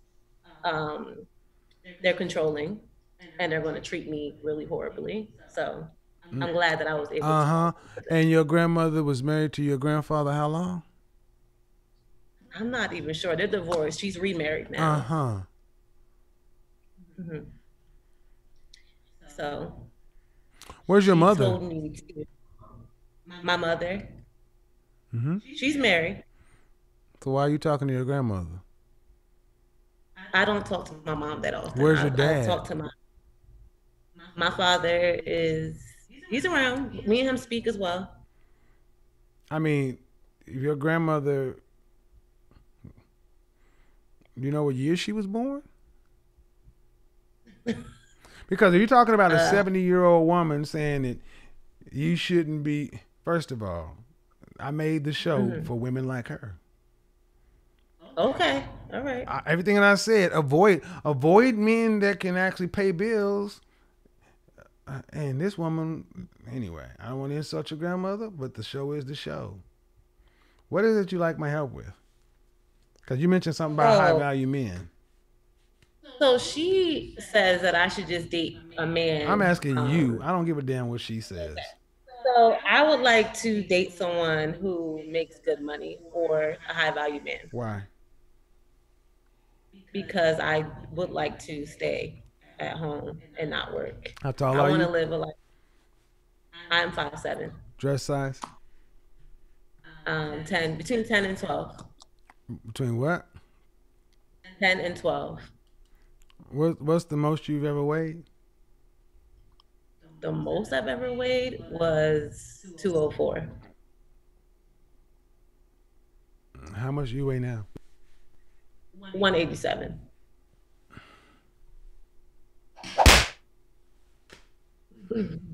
I'm working on that though. There's no work, man. See, here's the thing. I say that, but you ladies need to understand when you come in talking about this high value stuff and you nearly 200 pounds, there is no high value nothing at 200 pounds. It simply does not exist. I get to be the bad guy for telling you this, but you can go out into the world and see that men don't pick 200-pound women to wife and sit down in the mansion. So why is high value? I'm trying to understand why so many of you ladies want high value when you don't fit what high value men look for. Well, I don't typically weigh even 187. I work out. So, Ma'am, let's not yes, do this. You're 30, right? I am. Any children? No When children. was the last time you were dress size 4? Probably high school. And that's where a high value man wants women to be. So I don't want to do this because it's not. Look, you weigh too much for what these men want. Why is it so hard to just accept? Okay, so if that's not an option, I just feel like I would like someone who makes good money. I make good money. There you I think that's go. reasonable. That's what it is. You make good money, and now you want your man to make good money. But I'm sorry, ma'am. I said it at the beginning. Men pick women on their looks. Women pick men on their money. If you made $15 an hour, would you expect the same kind of man you want now? No. Then that's what you need to be working with. You're an average looking woman and above average weight.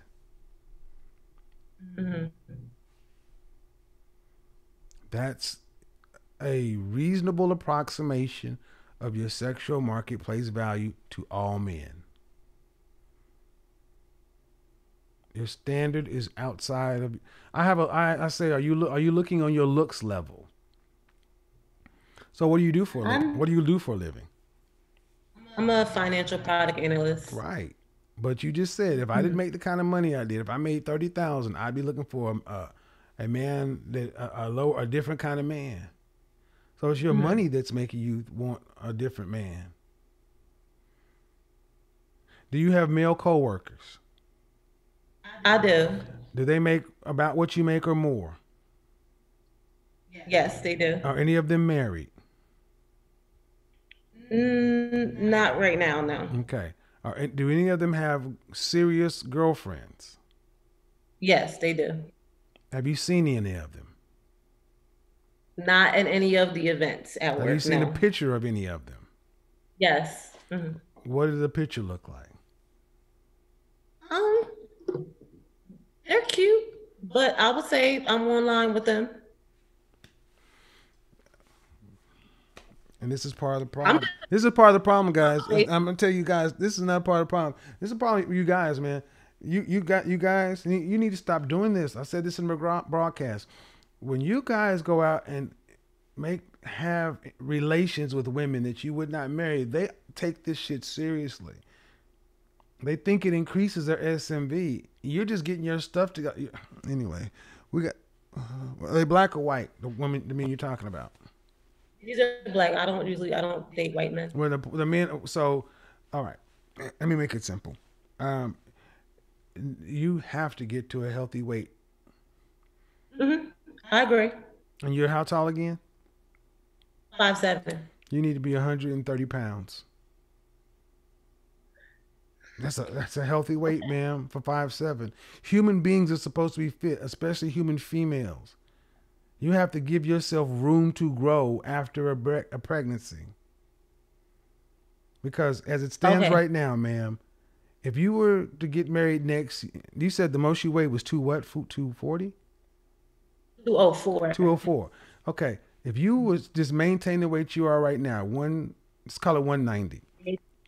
187, 190. If you were to get pregnant, if you got engaged in 6 months and you got married and you got pregnant on the honeymoon, you would go from 190 to, even if you just gained the 30 pounds, you would be 220 in pregnancy. And at 30 years old, with no real history of being fit, athletic, or working out, the chances of losing all that baby weight are negligible. He'd have a wife that is about 200 pounds. And if you got pregnant with another child, you'd put on 30 to 50 pounds and you'd keep the majority of that. If you had 3 kids, he'd be looking at a wife around 250. Yeah, I wouldn't want that to happen. I'm I, actually I understand, but that's why so many brothers are not marrying, because I see a direct correlation between black women's weight and our decrease in marital rate. And to be honest, ma'am, it's going to definitely affect the kind of men that you can deal with, but it's 100% going to affect the kind of men who will consider you for marriage. I agree. High I'm value actually men. studying to be a I'm actually studying to be a trainer, a group fitness trainer. Best of luck, but ma'am, if I'm concerned that you said you haven't been a healthy weight since teenager. Well, you said okay because you said 130. I like to have a little bit of. I don't want to hear this meat on my bones bullshit. See, that's more. I can be. That's more black women, fat girls language. That's bullshit. You're right. Okay. That's bullshit, and we got to stop this. Mm-hmm. I like to have more meat on my bones. No, that means I want you to accept me the way I am. No. Sorry, I don't know that. You go back and look at your grandmother or your great grandmother's pictures, and they weren't your size. Mm-hmm.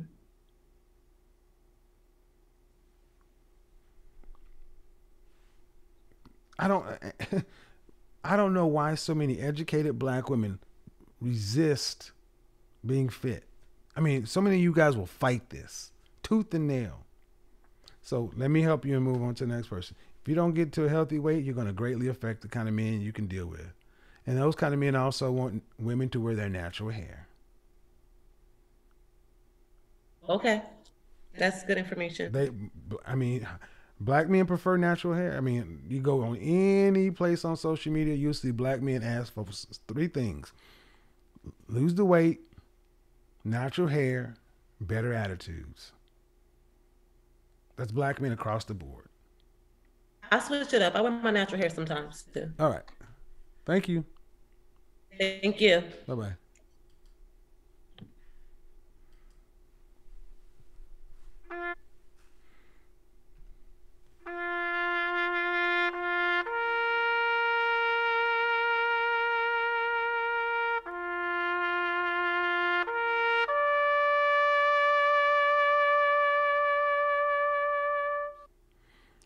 You cannot, N-O-T not, be 30 years old, near 200 pounds, and think you can get a high value man. Not going to happen. You can call me whatever you want. Call me anything but a child of God. But they're not going to be calling you Miss Henry.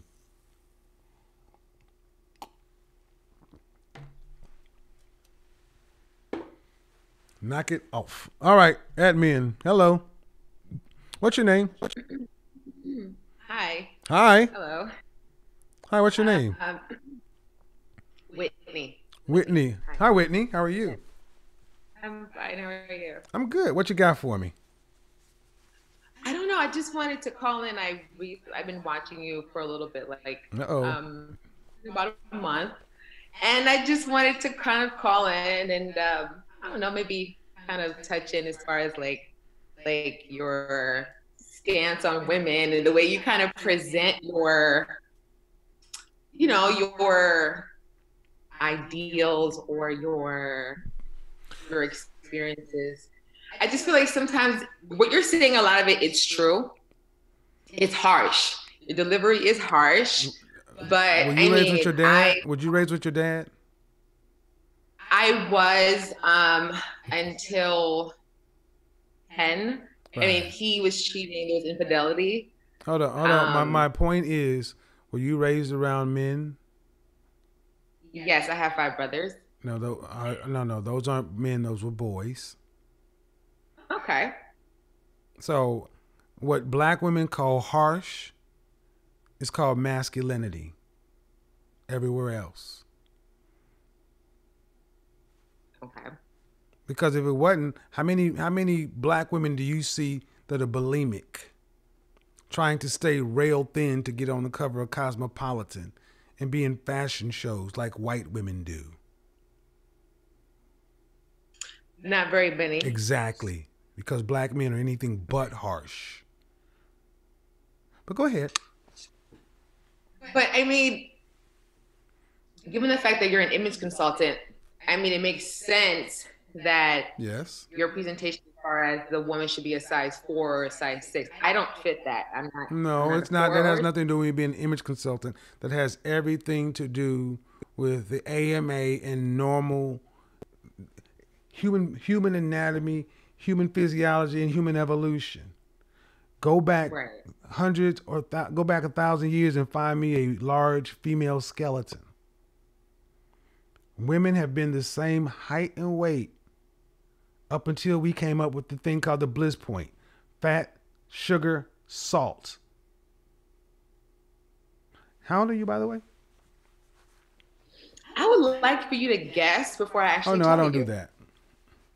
No, I don't do that. You don't do that. No, I don't. You don't do that. No. Well, why not?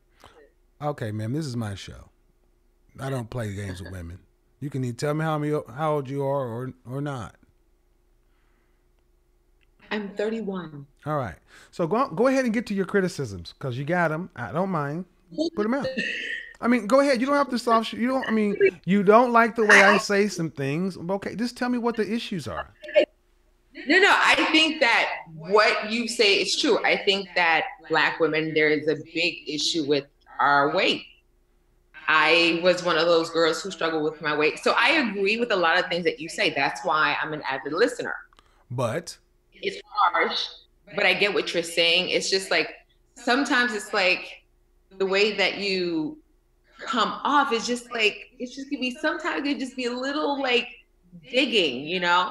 And sometimes I just feel like sometimes I want to be like, damn, like kind of lay off a little bit, you know? And so I know what you're saying. It's sometimes, cause I know you're coming from a good place and I'm like judging or criticizing your show. I just feel like hold on. You know, if you watch my show, yeah, then I speak to everybody as they need to be spoken to. Are you in the chat room or on the computer? No, I speak to everybody. I don't dig because that would imply that I'm talking to the same person over and over again. See, let's say that I did what you suggest doing. What are some men that actually speak to Black women the way you think they should be spoken to? Who's doing it right? What was the Who are some Black men that speak to Black women the way you feel like they should be spoken to? Who's doing it right? I mean, there's some. I mean, there's like people. Give me some names. Okay, name right now. I can't think of them right now. There are like some people who are like ministers, pastors. Who Hold on, I need to know who, ma'am. See, that doesn't work for me. I need to know who. You need yes. Okay, you need. Okay. Right off the cuff. Okay. A guy. Dr. Omar Johnson. He's done stuff about telling women and stuff like that. He has. But like his delivery is not as harsh and brutal as yours, right? You mean Dr. Umar Johnson, the man who has 2 children by 2 different women that he never married? Dr. Umar Johnson, the guy that for the last 10 years has not built brick one of a school he's collected money from. Dr. Umar, hold on, ma'am. Dr. Umar Johnson, the man who calls you queen, mother, goddess, and all this other kind of stuff. Not about all that. Hold on, ma'am. Hold on, ma'am. Hold on. Oh, see, you can't overtalk me. I allowed you time to say what you had to say. And I had another woman call in. Matter of fact, I had a friend today play a show of a woman who came in and called in and said the same thing. Uh-huh. You Black women want coddling language and to be told that you're mother of the earth and you're beautiful and you're this and you're that. But let me ask you,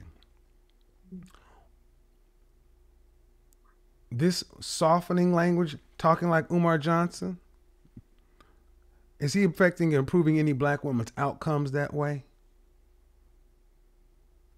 I think. No, he's not. Yes. No, he's so. not. No, he's okay. See, the thing is, ma'am, you can feel that. Well, because he can't even okay. You're putting a man who has women in his chat room, women on his comment section, in his inbox DM daily telling me, thank you, you've helped change my life. Some of it's harsh, but I need to hear it. Compared to a man who has no work to show. So for you ladies, I think it's incredible that you ladies come up here talking about, talk to me like Umar Johnson. And Umar Johnson will even tell black women about their hair. I am not. Tells go natural. He tells like. I'm gonna tell you this, man. I'm gonna tell you this. Here's what you need to understand. What does your husband say? What does your husband say? What does your husband say? What does your husband say? I didn't hear you. I'm not married. Oh, you can't see me. I thought you were looking at No, me. I didn't hear you. I said, what does your husband say? You're not married. Oh, I thought I was looking at the screen. I thought I was doing this like, your oh, point, I'm not married. I know. Because have you ever been married? No. That's not. Do you think there's a coincidence? Are you surprised? No, I'm not. Okay. No, I'm Go not. ahead. Because see, in order to be with a man who knows what he wants, you're going to hear some things you may not necessarily want to hear. See, it doesn't matter how anybody says it. I can say it. Rebecca Lynn Pope, who is a black female matchmaker who no longer does it, talks about black women's unrealistic dating standards and wanting higher than they are. The net of it, ma'am, is it's not my job to be overly soft. I am professional and direct. Okay. But here's the better question. Why do we have so many of our women? Why are 80% of black women overweight? Honey. Okay. Well, let me tell you, as someone who was once overweight and who's still kind of like has like the weight, the watch weight. Right. It's an emotional thing. Oh, okay, let me stop you right there. And you're 31, honey. Yeah. At age 18, you're responsible for you. Have you gone to get therapy to deal with these emotional things? Well, that's a yes or no? That's a no. Okay, so you've self-diagnosed that you eat for emotional reasons, or you did. Well, at the time, but the point is you've self-diagnosed that you at the time ate for emotional reasons. Is that true or false? Not when I was 18, no. But no, ma'am. You just said I said you just said you ate for emotional reasons. Yes. Yeah, I was an emotional eater. Stop right there. Stop right there. That's a self-diagnosis. Right. Where's the clinical diagnosis to go along with it? Well, I self-diagnosed just because of research. Where's the clinical diagnosis to go with it? I mean, black women are some of the most educated, intelligent people on the country, but yet you won't go talk to the professionals about professional matters. You'll self-diagnose, but you won't go the next step. Well, as far as going to a therapist, I wouldn't mind going to a therapist, but the funny thing is, I'm a therapist. That's my job. What kind of therapist? I do social work, clinical therapy. Then you should be the first one in therapy.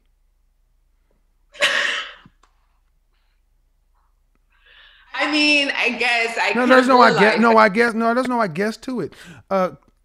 Many psychiatrists go to their own. You should be in therapy yourself because are you serious? Are you trolling me? Serious, sir. So let me get this right. You're a 31-year-old therapist who's never been to therapy for your own issues. Yes! Isn't it amazing? No, it's not. It's why you're unmarried. And it's why it's why you're coming in here telling me that I need to talk like Umar Johnson, a therapist that apparently you believe in, who ain't got no damn work done. Oh, excuse me. Do not throw the fact that I'm not married in my face. Whoa, check that shit. Who you think you're talking to? Who you talking to? No, there's no excuse me. Who the frick does you think you're talking to? This is my show. You can leave if you don't like it. Don't tell me what to do on here. Oh. I get it. Yes, I'm glad you do. I get it. You got it? Good. Well, thank you for the time. I appreciate it. Yeah, enjoy with your husband. Good night. Enjoy your lack of success with men.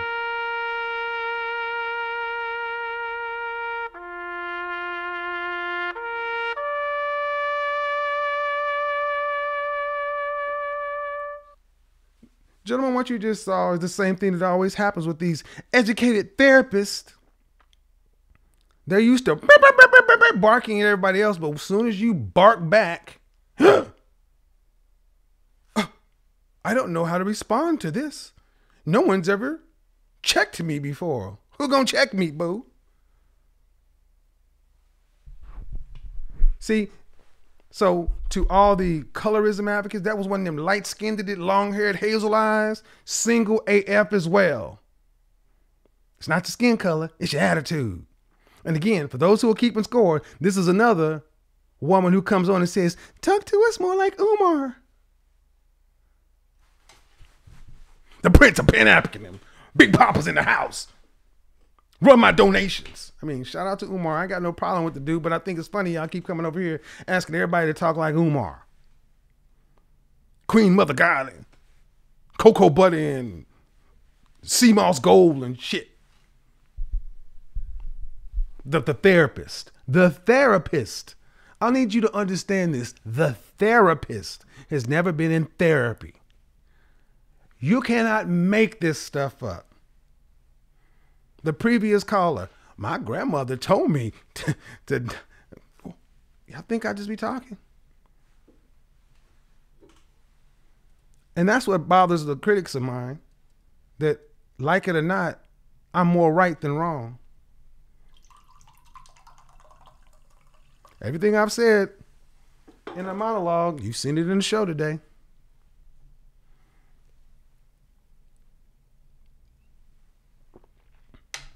Run tell that. Do not criticize me for not being married. I'm not criticizing you. It's a statement of fact. You're sitting there pointing to your finger with the sad face. And all she had to do was check her attitude. Remember how this show goes. Remember how this show goes. Be nice to them, be nice to us. We be nice to them, they be nice to us. I didn't get up in my chair until she started trying that over talking stuff and getting all sassy. And then when I checked her, she went all Karen White on me. See? Prototypical Karen White. That's that woman that you work with in HR in a company. She'd be calling HR left and right. Oh my God, I feel unsafe. I was talking to Darren. I was talking to Ted. I was talking to John and James, and he just assaulted me.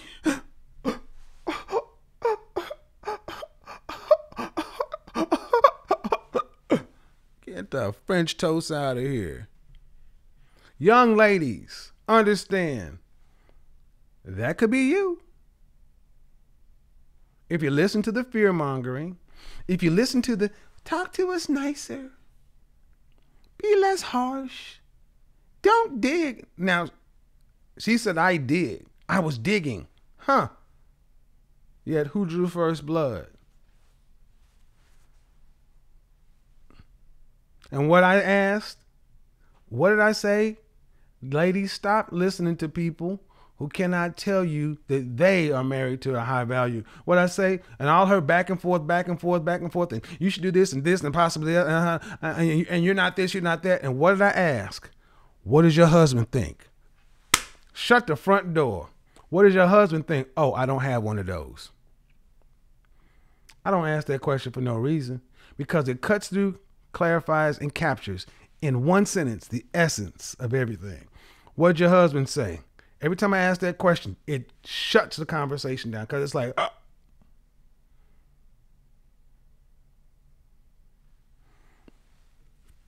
Alrighty then. That was a good way to end the week. Thank you to the caller. Make sure you're going over to Umar. Again, I got no problem with Umar. I just wish he'd ask for more money and had some people around him. Great presenter, great speaker. Oh yeah, I'm on Tinder. Hell yeah, I'm on Tinder. I've showed you guys on Tinder. Y'all want to see? Oh, y'all want to see some Tinder stuff? Let's do some Tinder stuff. Let's do some Tinder stuff. Let me show you some of the stuff that comes through Tinder. Time to holler at your godfather. So Friday night's Tinder night. And you're not this, you're not that. It's Friday night's Tinder night. Let's show some of the stuff that be coming through on Tinder trying to holler at your boy. It doesn't matter that I say no baby mamas, no overweight women. No, it doesn't matter that I try my best to be as nice as possible. Oh no, they're gonna do it. Oh, she's fine. Wait a minute. Oh, wait a minute. Oh, that's that chick with that hair. All right, gotta hit you back. So, let's start with this. Now, I am going to, if you haven't eaten, hopefully you don't have a sensitive stomach. Hopefully you don't have a sensitive stomach. So, this. Oh yeah. That's what got the nerve to be in my, what? What? Are you serious? Are you smiling at me? Are you kidding me? Really? Uh-huh. Oh yeah. Now I said I want someone who's fit, and I've defined a weight and a dress size. So yeah. Yeah, this is what sends me messages. Yeah. She calls this fit. Let me go ahead and go to the next one. This is one. I sent this one to Obsidian.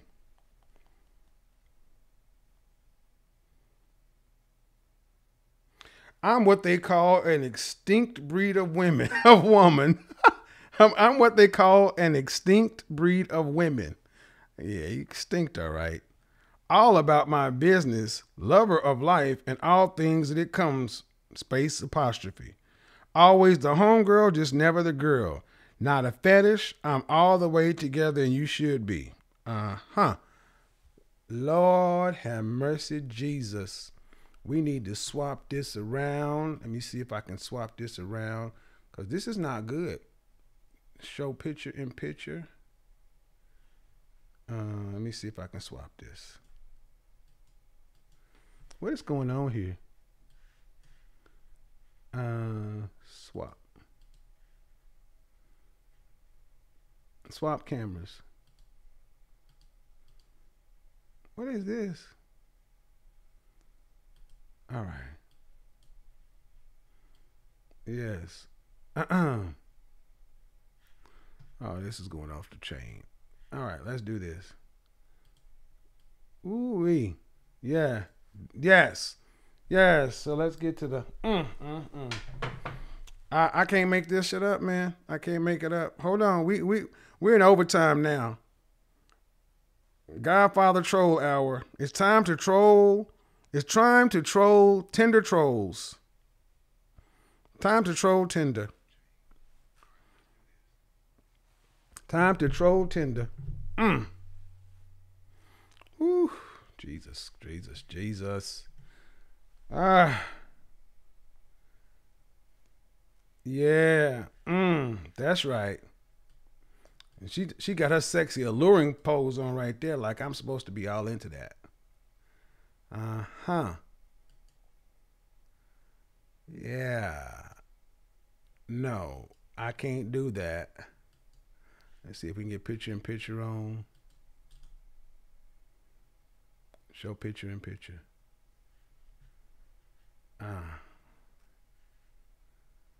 Whew. That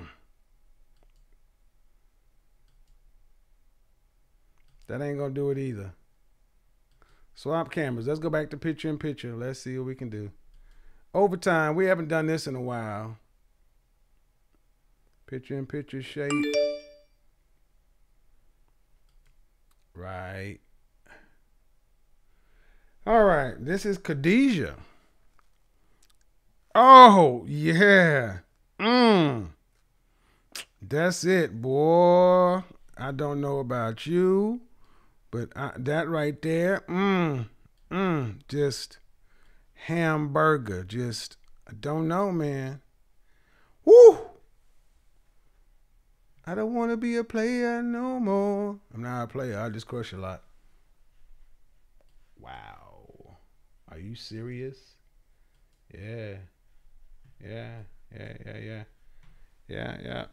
That's what it is. Show the picture-in-picture options. Classic. Why is it so big, man? All right. Look at there. Oh.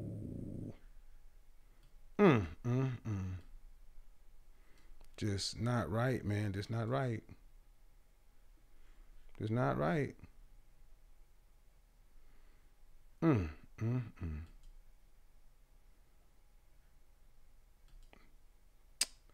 Just not right. Just not right. Just not right. Just not right. Not right. Not right. Not right. Not right. Swap. Oh, that was it. You couldn't tell her she wasn't sexy. That's it too. Just be just all up there. Just and then she got it's called Big Fine Merch.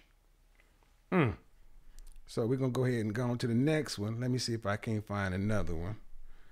And these are the women of Tinder. Oh, yeah, y'all ready for this one? This one hit me up today with the message. Now she 23 at Cracker Barrel. If you're only looking for that, don't read no further. Calling me thick, BBW, or that is not a compliment anymore. Approach me different and you'll get further in conversation. Phone stay dry. Can you not go ghost in a week? Can you just vibe with me? I be bored. 23. Don't call her thick.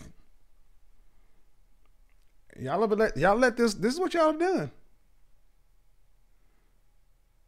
Oh, yeah, that's hair. Yeah, that's what y'all have done this.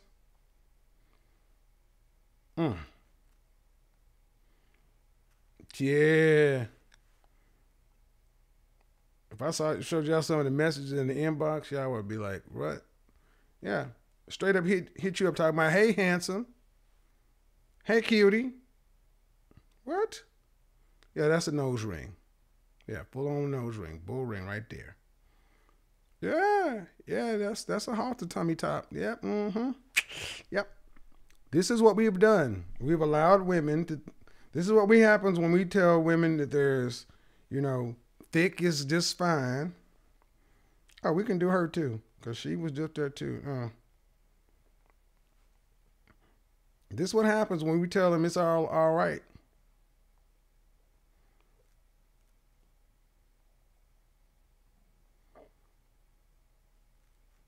I don't know what to do this anymore. So more Twitter trolls. Let me see if I can send you your picture I sent to old man. I sent Obsidian a few pictures of some folks I deleted because I don't think people will believe me that I didn't think folks would believe me when you getting stuff like that on there. Hey, how you doing? Yeah, I want to roll over and look at that. So, just damn. So, ladies, understand something. And why did I show that? Because 50 years ago, women that size would not think to approach a man that they can see is in a different bracket than they are. See, you're not supposed to say that as a man. See, that sounds arrogant, but there's no way that I look like that I would match with those women. On my profile, it says what I do for a living, my age, and what I ask for. But I got women who are 300 plus pounds think because somebody called them thick or BBW that they can shoot their shot and try to find a high value man. Nope. You know who I blame for this kind of stuff? The guys who kick it with them and the women who tell them it don't matter. That's why I say, you may not like my approach, but don't tell me about my approach. Let's talk about this. This is what we see in the world.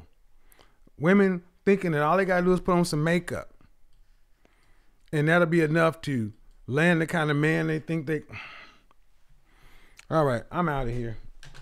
I don't... Ooh, I'm sorry. That hurt my feelings. That hurt my feelings. It should have hurt yours too. Crazy, right? Let's read some of these super chats and get up out of here. I've got 2 more minutes before we go on. Oh man, why you being so mean? Why you showing that out? That woman didn't have no problem. That woman didn't have any problem hit me up with some of the most disgusting stuff in the inbox. I'm not gonna read some of the stuff that has been posted because it'll flag the video. There should be something's a little off with that. Something's a little off with that. So let's go ahead and round this night out with some music and let's get up out of here. Thank you for a good show. Thank you for a good week. Until the next time, peace. We are gone.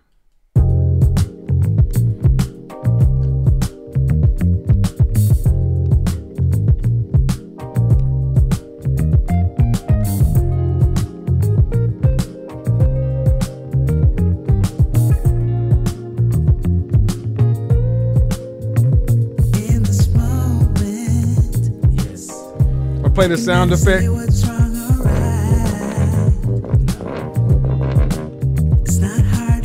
I'm sorry, you want the sound effect for him?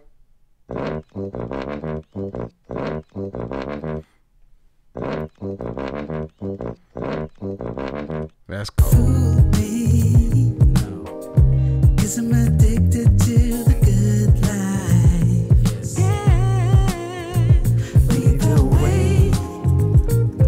Avoid high value men. They're horrible. They're terrible. They're mean. You shouldn't say it that way. You should say it a different way. Everybody want to tell you how to do it for everybody. No one can please everybody. Eat the meat without the bones.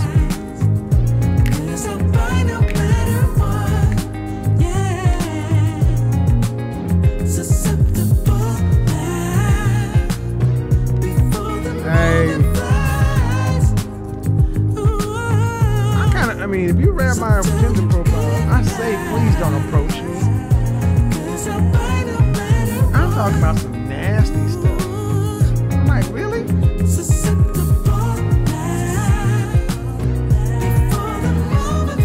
Ladies, if a short, ugly, fat dude approached you, you'd be a little upset yourself. 'Cause I know what I'm getting into. Yes. Yeah. Nothing can stop me. I can't stand you. Oh yeah, I wanted a little funny. Now it will be real funny if y'all actually show me my shit up on camera with one of them. Tomorrow I may actually do a live broadcast with somebody from IG tomorrow. So make sure you turn on your notifications on YouTube. There may be a live broadcast coming through. Live stream this week.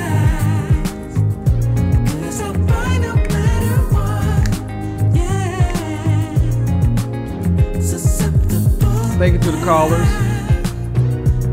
Even the last one. You know you was crazy. You were trying to talk over me. Telling me